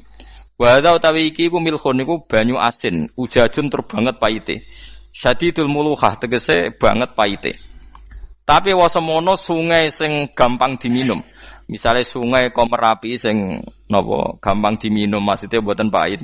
Ketemu laut sing banget paite meskipun banget asine apa hakikate gawe wajah alalan gawe sapa Allah taala bainahuma antarane banyu sing napa tawar lan banyu sing asin Allah gawe barzakhon ing pemisah haji santikse pemisah. Kita ndak tahu pemisahnya piye pokoke akeh sing cerita banyak di tengah laut itu air napa tawar. Layak tadi itu ora campur apa hadu masalah sijine banyu asin dan banyu tawar bil akhir iklan sing liya mergo wonten apa hajis wonten apa hajis ana pembatas.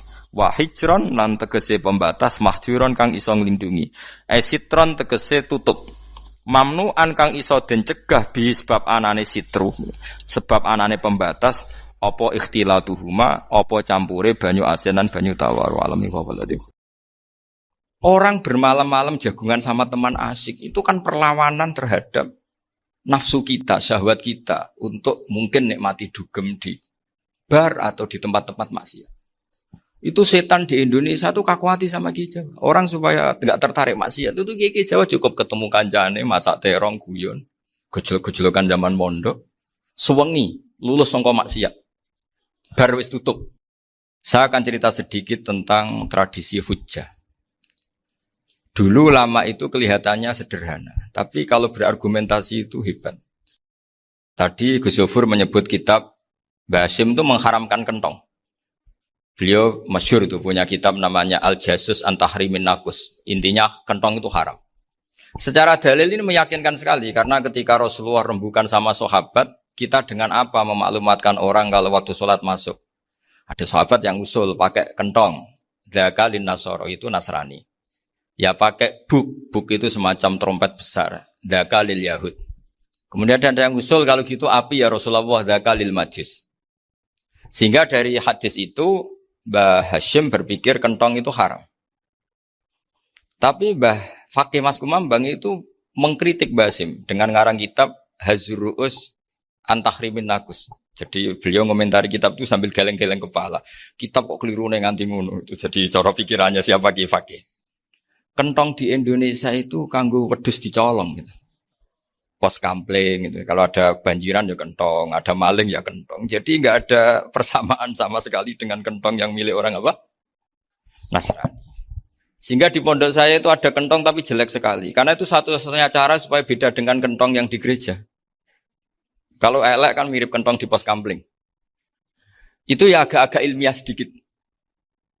Dulu ceritanya Gus Yofur itu saya teruskan. Itu singkat cerita, itu kalau yang di kejadian di Termas itu Mbak Dimyati sudah nyuruh semua kentong disembunyikan karena mau ada Mbah Hasyim.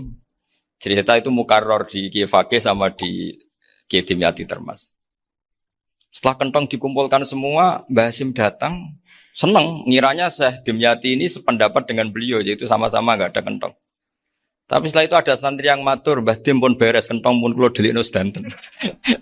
Itu di depan Mbah Hasyim. Jadi GR-nya Mbah Hasyim bahwa Mbah Dim itu sependapat akhirnya hilang. Ternyata ini akal-akalan tuh gitu. Karena santrinya matur, Mbah Dim pun beres, danten kentong beduk sudah disingkirkan. Itu di depan Mbah Hasyim. Saking lugunya santri, nah saking ikhlasnya agak ngerti mahalus syahid ini adalah Mbah Hasyim. Saya mau meneruskan cerita Gus Sofur. Dulu Mbah Mun ngaji di Lirboyo, tapi Kiai Makhrus ngaji sama Kiai Khalil Harun. Kiai Khalil Harun itu adik juga sekaligus muridnya Mbah Umar Harun. Mbah Umar Harun itu generasi kedua setelah Mbah Ghazali. Beliau menantunya Mbah Ghazali, tapi ya sudah ponaan. Sehingga tradisi ini penting karena saya berkali-kali bilang di mana-mana. Status orang tua dan mbah itu adalah terserah anak cucunya. Bukan terserah mbahnya, tapi terserah anak cucunya. Saya tidak akan bosan mengingatkan ini. Saya pernah di makamnya Nabi Yakub, itu ya dikemuli bendera Israel. Di makamnya Nabi Dawud. Nabi Ibrahim juga dekat sinagog. Sehingga Quran membela Nabi Ibrahim disebut maka anak Ibrahimu Yahudi wala Nasrani. Karena ketika beliau berposisi di Israel, kemudian penguasanya adalah Yahudi, bisa saja makam ini ditulisi dan distatuskan ala Yahudi. Ya seperti Nabi Yakub. Nabi Yakub itu nabi yang kita yakin tentu berkeyakinan beliau orang baik, orang muslim, orang mukmin, tapi karena didesain mereka ya dikemuli bendera Israel. Dan disebut Abul Yahud. Karena kita tahu nama lain dari anaknya Nabi Yakub adalah Yahuda bin Yakub bin Ishak bin Ibrahim. Sehingga perasaannya orang Yahudi menjadi Yahudi itu yang ngikuti mbah-mbahnya. Nah khawatir saya ketika buyut-buyut kita kaya. Buyut saya itu orang kaya dulu, namanya Badur Rahman. Itu kaya sekali, tanahnya banyak. Dulu cerita Mbah Hasyim ya kaya sekali. Mbah Maksum juga kaya. Mbah Abdul Aziz juga kaya. Karena dulu itu inginnya kiai itu yo ketok sugih lah, gak ngel-ngelo santri. Tapi nanti kalau cucu-cucunya sudah ndak alim, itu ndak dianggap punya tanah itu karena untuk fasilitas santri. Aku tak kedonyan, mbah-mbahku ya kedonyan. Buktinya tanah yombo. Karena dia akan menafsiri sesuai cara berpikir. Makanya sanad keilmuan yang diceritakan Gus Sofir itu harus diulang-ulang. Kalau nggak diulang-ulang, maka kita akan berpikir sendiri untuk menafsirkan Masyayikhon al-Kiram atau Ajdadan al-Kiram. Nah, ini yang bahaya, yang sering Quran mengingatkan. Jadi ada status yang disematkan oleh anak cucu, kayak orang Yahuda tadi. Yahuda bin Yakub bin Ishak bin Ibrahim. Itu menstatuskan mbah-mbahnya yang bernama Ibrahim itu Yahudi. Sampai Quran sendiri yang bela maka anak Ibrahimu Yahudi wala Nasrani. Karena secara geografis sekarang Ibrahim di Israel dan otoritas itu juga milik mereka, sehingga mereka bisa masang-masang atribut yang menunjukkan kalau itu Yahudi. Beberapa al-alim al-alamah yang minnah itu sudah wafat dan kadang-kadang dzurriyyahnya itu tidak kita. Kalau sekarang orang bahasakan kubu sebelah. Akhirnya ya nggak boleh dikholi, nggak boleh diziarahi. Terus seakan-akan yaqtaduna bi ra'yi, seakan-akan mereka berpendapat dengan pendapat syekh ini, padahal enggak. Nah sehingga tradisi ketersambungan sanad tadi, baik secara genetik atau secara asbab, itu harus terjaga. Saya beberapa kali, banyaklah sering diceritain Mbah Mun. Dulu Mbah Munawir ini cerita ya, Mbah Munawir itu saking senenge kitab, ben santri ini so ngaji kitab, itu kalau ada alumni Lirboyo, alim disuruh baca mu'in di sini tuh Mbah Munawir ikut. Saking ingin tasjiknya, ingin ngajari santri bahwa ngapal Quran oh hafal tok, tapi yo paham. Dan penggalinya Mbah Munawir itu sampai klimaknya dulu Mbah Zaini itu nate nikah sama Nyai Komariah kalau nggak salah, binti Karim, binti Manap. Punya putra Gus Habib, Gus Doha yang diantara putrinya dinikahi Gus Rosin. Terus akhirnya kesampaian juga ketika Mbah Munawir punya mantu alim alama namanya Mbah Ali Maksum, angsal Nyai Hasyimah. Sampai Pondok Kramjak ma'ruf bil ilmi, terutama ilmu sorof dulu karena Mbah Maksum itu komplain, fa'ala yafulu kok terus fa'alan ya, fa'ala yafulu ya uf'ul gitu kan. Masuk fi'il kok jejer isim gitu. Jadi dulu kata Mbah Mun itu ada persaingan ilmu sorof. Sorofnya Mbah Maksum Ali Kuaron sama Mbah Ali Maksum Jogja. Jadi wali antok yang satu Maksum Ali Kuaron, yang satu Ali Maksum. Ya itu dulu saingan ngarang sorof. Nah ini yang menang siapa? Ya terserah duriannya. Kalau duriannya keren ya menang karena terserah yang kampanye. Saya bayangkan adekan Mbah Zubair tidak punya anak sealim Mbah Mun. Mungkin kalau Mbah Zubair juga tidak sewow kalau punya putra Mbah Mun. Karena saya berkali-kali bilang kalau dalam syariat Arab itu kama takarroma, kadang dilafatkan kama tasyarrofa bi Muhammadin adnanu. Orang berpikir Adnan itu siapa? Itu karena ada Nabi Muhammad SAW. Orang mencari-cari Mbah Mun itu mencari Mbah Zubair karena ada Mbah Mun. Orang mencari Mbah Dahlan karena ada Mbah Zubair. Wong kok alime ngono iku bapake sapa? Wong kok alime ngono iku putune sapa? Tapi kalau kita ini sudah ndak alim, ini orang sudah enggak tertarik nyari-nyari leluhurnya karena dianggap selesai. Jadi yang dengan tanda kutip yang menghabisi mbah-mbahnya itu ya mesti cucunya. Ini mau ngamuk, mau peringatan, tapi ini juga peringatan pada diri saya sendiri. Jadi sehingga zuriyah ini penting. Kenapa para nabi mesti donga zuriyatan thayyibah? Kenapa selalu berpikir tentang zuriyah? Wa ja'alaha kalimatam baqiyatan fi aqibi. Karena zuriyah ini yang nanti bisa menstatuskan leluhurnya. Seperti tadi cerita Mas Maftuh ini tak puji betul. Saya hari ini tidak ingin gojlok supaya kewalian saya tidak tergerus oleh kedoliman. Saya pernah diceritain Gus Zofur, juga sering baca buku tentang Mbah Maksum. Dulu Mbah Maksum kalau wasiat kembali ya gitu. Kamu harus NU dan harus mempertahankan NU. Tapi tidak dengan cara membenci Muhammadiyah. Dulu Mbah Mun juga sering cerita. Dulu Mbah Hashim itu ngaji Syekh Mahfud. Nah, Mbah Ahmad Dahlan dulu namanya Darwis, sering ngaji sama Syekh Khotib Minangkabau. Zaman itu Syekh Khotib sudah modern, sudah ikut gerakan Abdu, gerakan Almanar. Sehingga bawaannya Mbah Ahmad Dahlan ini agak agresif. Yang Mbah Hashim karena hanya mulazim di Syekh Mahfud, hanya sesekali ngaji Syekh Khotib, beliau lebih seperti itu. Dan dua beliau ini sama-sama pernah ngaji Mbah Soleh Darat di Semarang. Mbah Hashim sama Mbah Ahmad Dahlan yang dulu namanya Darwis. Jadi ini masih min minuskatin wahidah mimam bain wahid. Sehingga kita tidak kaget ketika Mbah Ali Maksum mengomentari Muhammadiyah itu masih ahli sunnah wal jamaah. Makanya nanti terakhir saya baca kitabnya Mbah Ali dan sering saya pelajari. Andai kan kita ini sepakat dengan ilmu, ya kita tahulah. Kalau Abu Hanifah itu tidak kunut, Imam Syafi'i kunut. Berarti kunut itu mazhabnya Abu Hanifah, bukan mazhabnya Mbah Ahmad Dahlan. Apa tidak kunut itu mazhabnya Abu Hanifah, bukan mazhabnya Mbah Ahmad Dahlan. Kita kunut itu mazhabnya Imam Syafi'i, bukan mazhabnya Mbah Hashim. Ini semuanya masih dalam bingkai ilmu. Adzan qabla subhi juga riwayatnya jelas. Tidak adzan ya sudah perilaku kita sudah jelas. Dulu Mbah Mun sering didik kita gitu. Saya sering dengar cerita kalau dulu Pak Arif Fakhruddin begitu hormat sama Mbah Ali, apalagi zuriyahnya Mbah Azhar Basir, karena beliau dulu ngaji di Termas. Dulu itu enggak ada masalah karena semuanya dianalisis pakai ilmu. Tapi sekarang pakai identitas, yang kunut itu NU, yang enggak kunut Muhammadiyah. Berarti Abu Hanifah itu Muhammadiyah, Imam Syafi'i itu NU. Berarti Imam Syafi'i itu ya anak buahnya Ki Miftahul Ahyar kira-kira gitu kan anak buahnya Pak Said Akil. Kan terus jadi repot. Dulu kita ini pengagum ilmu, bukan pengagum perbedaan. Sehingga di sini yang saya kagum dari sekian ceritanya Mbah Ali Maksum, supaya kitab ini to the point, supaya nggak lama-lama karena waktunya juga. Nanti kalau kemalaman ini kena semprit ini sudah. Ini diantara yang diceritakan Bali itu unik. Imam Syafi'i itu sering tawassul, sering wasilah sama siapa itu? Abu Hanifah. Ini sudah tak petakan, saya baca yang sensitif-sensitif lah. So, yang ini ya. Ziyad al-Babus Samin, terus sebentar ini yang bab tawassul.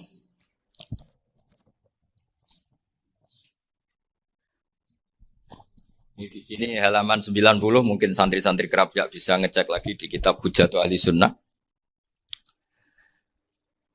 Ketika cerita tawassul, di antara yang diceritakan Mbah Ali Maksum adalah perilaku ya, bukan sekedar statement tapi apa? Perilaku. Perilakunya Imam Syafi'i atau ahwalnya kalau bahasa halusnya yang selalu ke makamnya Abu Hanifah untuk tawassul.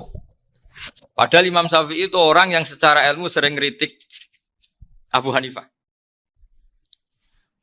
Jadi ini saya baca ini di halaman 100, jadi tawassul mulai halaman 9 berapa ini? Sampai halaman ini yang Qala sami'tu Syafi'iyya yaqul inni la atabarraku bi Abi Hanifah wa aji'u ila qabri fi kulli yaumin zairan.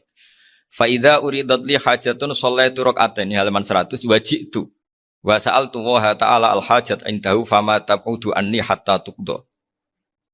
Kanal Imam Syafi'i ayyama huwa bi Baghdad yatawassalu bil Imam Abi Hanifah yaji'u ila dorihi fayusallimu alaihi wa yatawassalu ila Allah bihi fi qada'i hajati.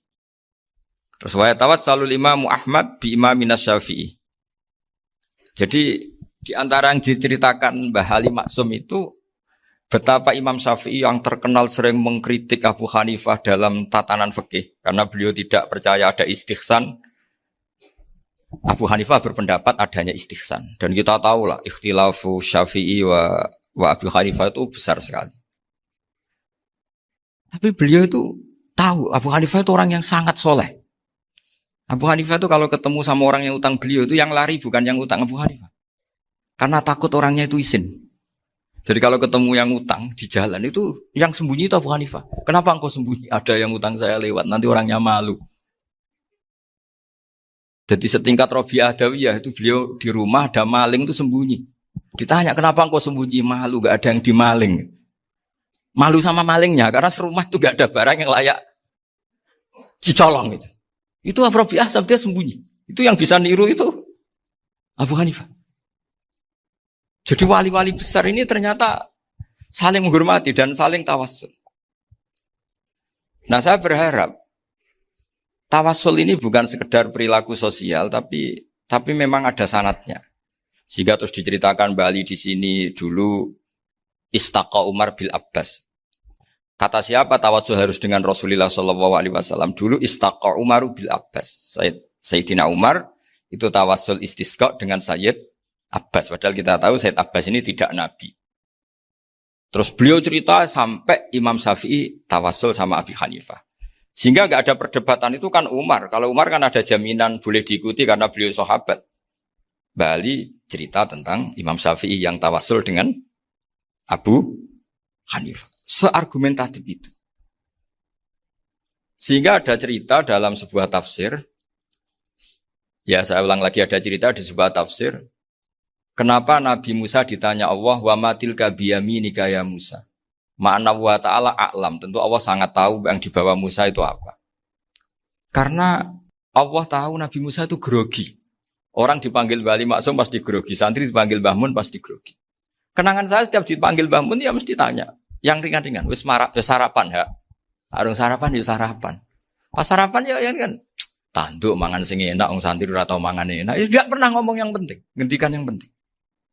Nah karena Nabi Musa ini grogi. Ini sebagian tafsir. Itu ditanya yang ringan, sahaku iku nggawa apa? Karena pertanyaannya ringan, Nabi Musa juga ringan. Ya Nabi Musa itu sampai lali iku pangeran sing ya'lamu sirra wa akhfa. Diterang. Niki tongkat Gusti. Gunane kathah Gusti tongkat iki. Qala ya aso ya atawakkau 'alaiha wa ahusyu biha 'ala ghanami wa liya fiha ma'arifu ukhra. Oh, tongkat Gusti niki penting mesti. Nggih nak nggih macam-macam lah Gusti. Atawakkau 'alaiha wa ahusyu biha 'ala ghanami kangge menghalokan wal. Masih terang terakhir dan yang lain-lain Gusti. Wal ya fiha ma'arifu ukhra. Sehingga akhirnya rileks. Karena Nabi Musa terus ngerti. Ternyata ketemu pangeran itu gak seserem yang saya bayangkan gitu. Pertanyaannya ringan. Itu ada ilmunya. Tapi cerita ini yang versi tafsir ini tidak yang seperti di Manaqibul Ghazali.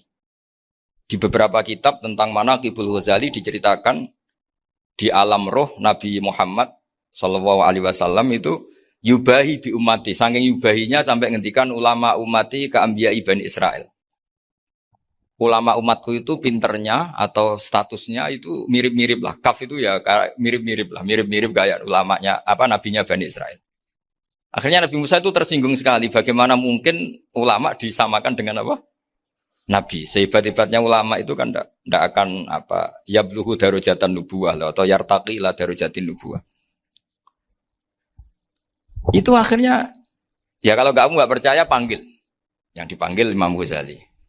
Ya Nabi Muhammad juga nggak mau kalah. Gitu. Kalau manggil ulama RT ya kalah keok.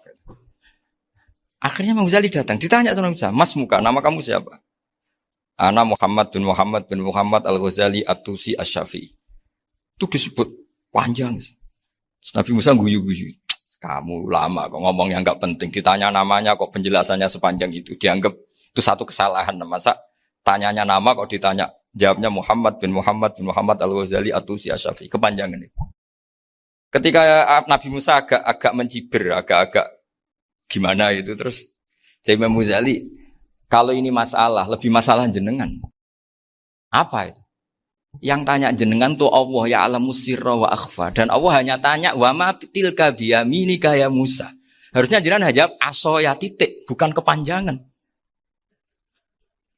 Atawakkau alaiha wa syubha itu kepanjangan. Allah tanya yang di bawah kamu itu apa?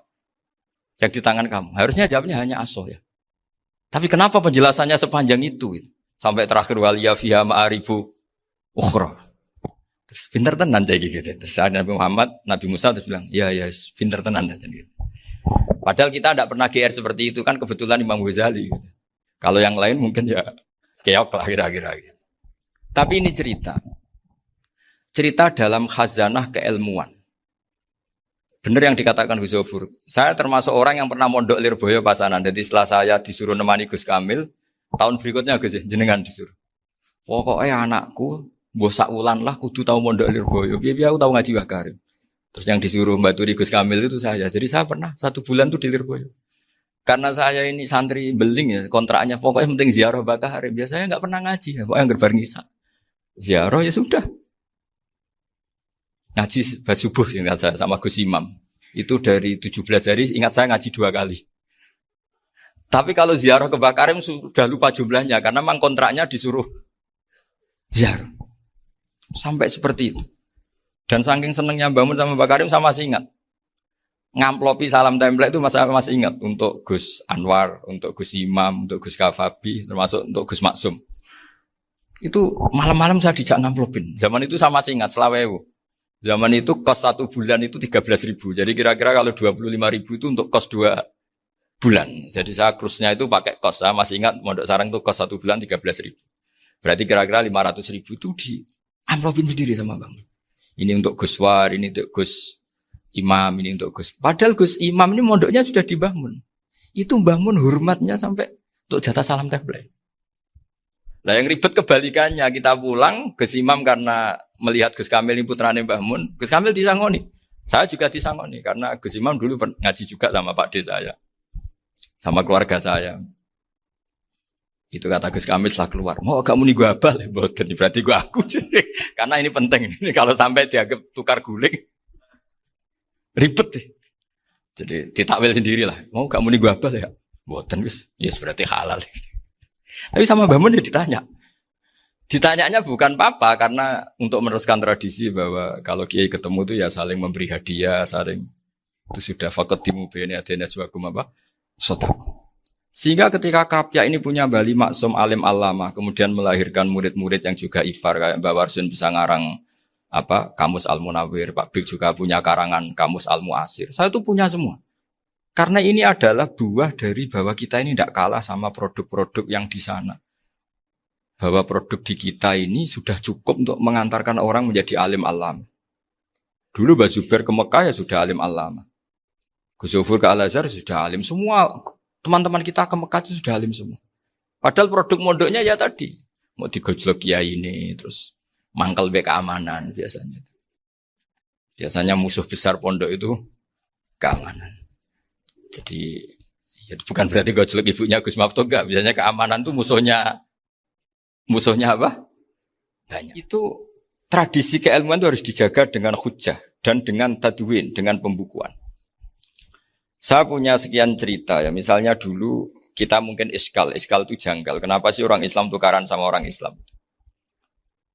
Sehingga di antara doa Nabi yang enggak dikabulkan Allah, enggak boleh dikabulkan sama Allah enggak boleh, bukan berarti enggak mustajab. Redaksinya famana aniha, memang enggak boleh. Redaksinya bukan falam yastajib lahu tapi famana aniha. Di Al-Marrah As-Salisa ini Nabi dilarang.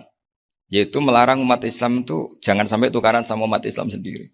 Itu kata Allah, ya tidak bisa kata Allah, kalau itu tidak saya kabulkan. Itu dulu guru-guru kita nyontohkan sederhana. Kira-kira kalau saya tukaran wek Gus Zofuru, Mbah Mun luwih ikhlas dibanding ditukari wong liya. Nak ana kakak ditabuk adik, wong tua luwih ikhlas dibanding ditabuk tangga. Barokahnya membaca kita lebih mentoleransi. Kalau ada Mbah Hashim dikritik Mbah Fakih Mas Kumambang, kita ikhlas itu. Tidak dikritik guru PAUD, itu kan. Atau dikritik orang-orang yang nggak bisa ngaji. Artinya ternyata keliru kita bilang kiai kok tukaran. Justru bagus kiai tukaran. Dibanding kiai dikritik guru PAUD atau dikritik orang-orang yang nggak bisa baca kitab. Akhirnya barokahnya baca kita menjadi tahu. Dulu Mbah Mun sering cerita, ini masih cerita silsilah ya. Jadi Mbah Ali Maksum tadi kita tahu di antara guru besarnya Mbah Ali Maksum tentu Mbah Mahfud Termas. Beliau adalah adik dari Kiai Mahfud Termas. Mbah Dimyati ini adik Kiai Mahfud Termas.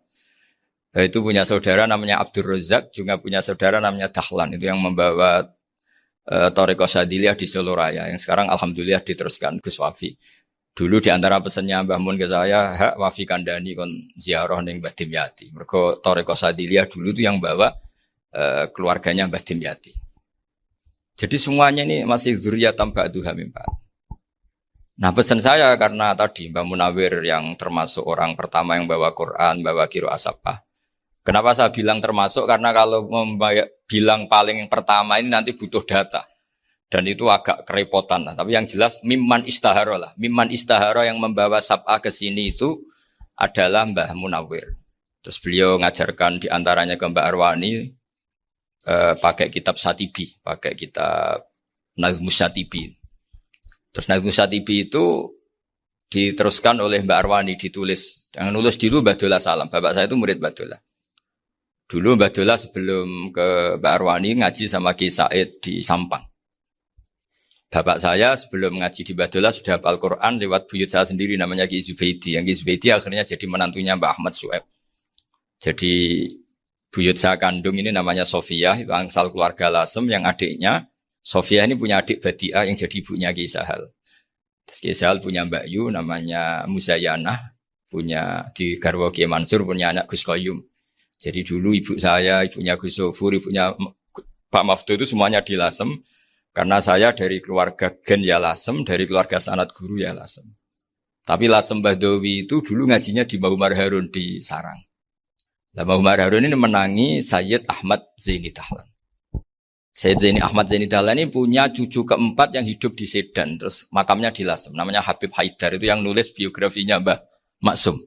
Mbah Maksum bukan Bali. Biografinya Mbah Maksum. Itu ditulis oleh Habib Haidar. Namanya Haidar bin Hasan bin Sodaqoh bin Ahmad Zaini Dahlan. Nah, Habib Haidar ini menantunya Sayyid Hamzah Sato. Hamzah Sato itu Hamzah bin Abdullah bin Umar. Itu kakaknya Sayyid Abi Bakar Sato, Sohibul I'anah. Nah, Sayyid Umar ini yang dulu ngajari mbahnya Mbah Mun namanya Ahmad bin Su'aib. Nah, di antara ajarannya adalah baca kitab-kitab kecil yang bisa dihafal. Dibawalah ke sarang jadi metode muhafadzah. Tapi kemudian lama-lama oleh pondok itu jadi syarat kenaikan kelas. Dulu gak ada muhafadzah untuk kenaikan kelas ya, supaya orang alim itu harus hafal. Lama-lama dipakai syarat untuk muhafadzah. Jadi semua ini sanad harus kita ingat supaya kita bisa menjaga tradisi. Termasuk tradisi ini kiai seneng jagungan, terus ngomong ra penting. Itu juga sanad. Setahu saya Mbah Mun itu kalau ketemu bapak ya guyon terus. Saya punya kenangan tuh yang dulu agak iskal tuh begini. Ada isu lah, entah isu entah hoax entah apa, ada kaji itu agak beling itu, pokoknya beling lah. Seneng siapa itu, rondo lah apa. Pokoknya beling gitu. Ketika Mbah Mun dilaporin tamu, kalau kaji itu beling sama rondo itu. Mbah Mun tanyanya lucu. Lu ayu no cung. Wahyu banget Mbah. Wahyu. Itu bapak juga bakas ayu nih.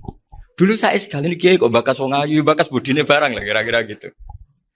Tapi setelah saya tambah alim, tambah ngerti itu, kata bapak gini, ya apik bakas ayu hak timbang iya no malah qadzaf.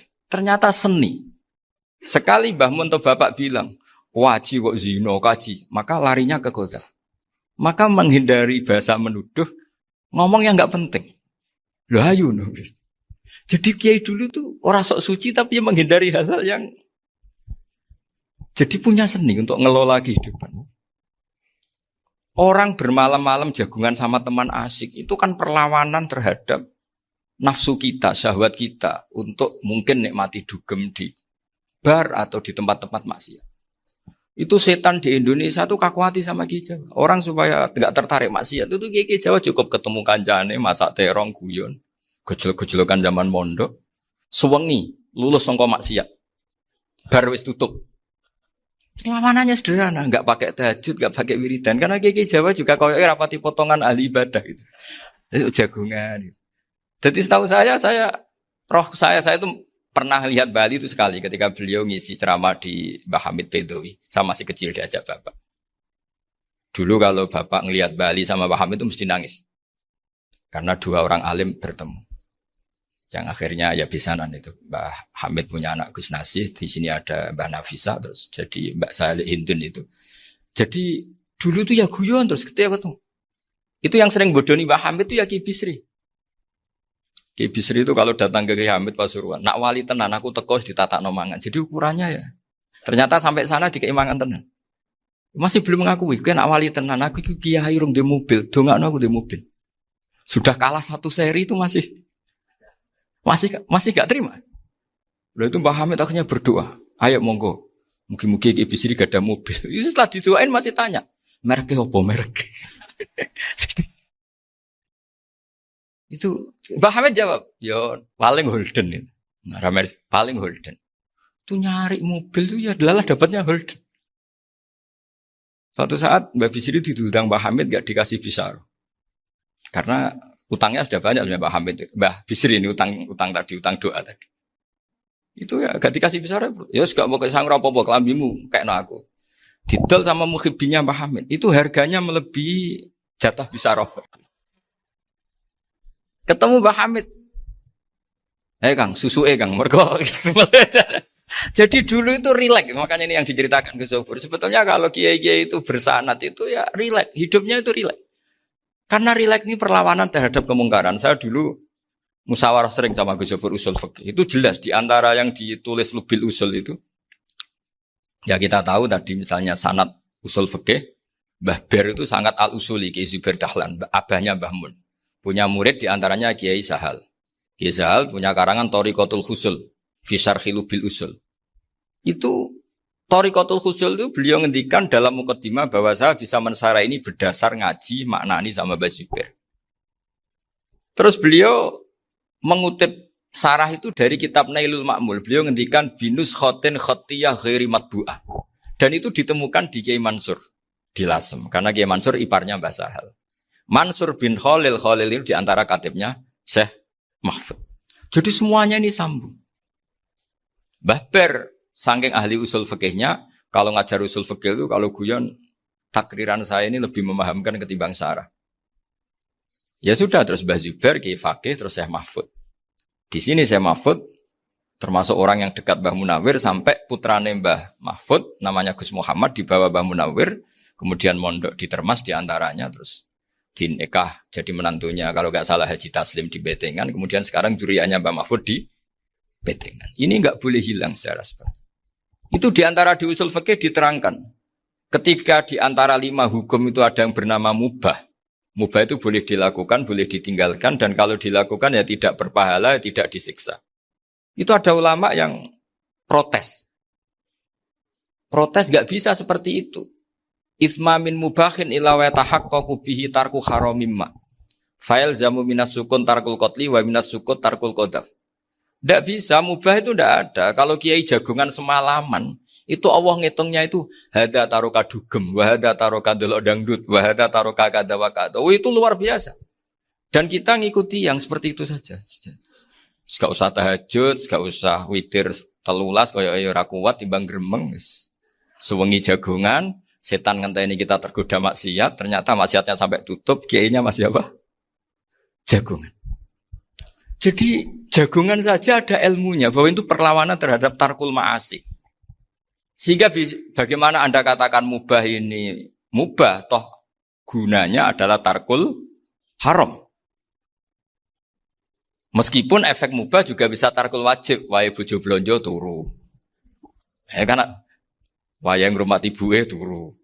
Itu halal wajib. Jadi mubah itu resikonya ya bisa tarkul wajib, bisa tarkul haram. Sehingga kalau sanad ini terjaga secara baik, secara kultur. Saya sering juga sakuan sama Gus Yofur itu mesti tak niati gitu. Jagungan wong alim iku ibadah dan menikmati ibadah adalah dabul auliya wa dabul ulama. Kata Imam Ghazali, pada akhirnya waqud buhadatin al-istilzat bil mubahat. Kata Imam Ghazali, pada akhirnya qutbu hadaddin, madaru hadaddin, pokok dari agama ini adalah melawan kemaksiatan dengan kita menikmati al-istidzat bimbah. Kita menikmati sesuatu yang dibolehkan Allah Subhanahu wa taala. Dan seperti ini itu bisa qasmu dhuhri syaitan, bisa menghancurkan punggungnya setan. Karena kalau melawan setan dengan ibadah ini kadang kita capek selain isra potongan. Tapi nak kangkang ning komplek H gitu jagungan mbek kancane, ngenang melarate, mbok ngenang ras sekolah ramunggah, kenangan sing ramunggah diarani istiqomah. Itu kan diarani tulus zaman, kok sing munggah dianggap kesusu. Saya ini punya pondok Quran, kalau ada yang hafal 3 tahun mesti digojol kancane. Gak apik kesusu itu. Kesusu itu mesti tidak barokah karena tergesa-gesa apa? Hatam. Sehingga yang enggak hatam-hatam itu kayak partai mayoritas. Ini yang partai tulis zaman katanya. Ahli sobri katanya. Akhirnya di pondok gara-gara itu mau guyon, tapi enggak ada stigmasi yang enggak naik. Di pondok sarang itu saya punya teman itu banyak yang sekelas dengan saya, sekelas sama Gus Kamil, akhirnya sekelas dengan Gus Zofur. Padahal saya ini kakak kelas. Saya temannya, Gus Kamil temannya Gus Zofur. Ini anak ini enggak pernah naik. Itu enggak dicibir di pondok. Karena guyonan tadi. Guyonan bahwa ini bagian dari bentuk apa? Istiqomah.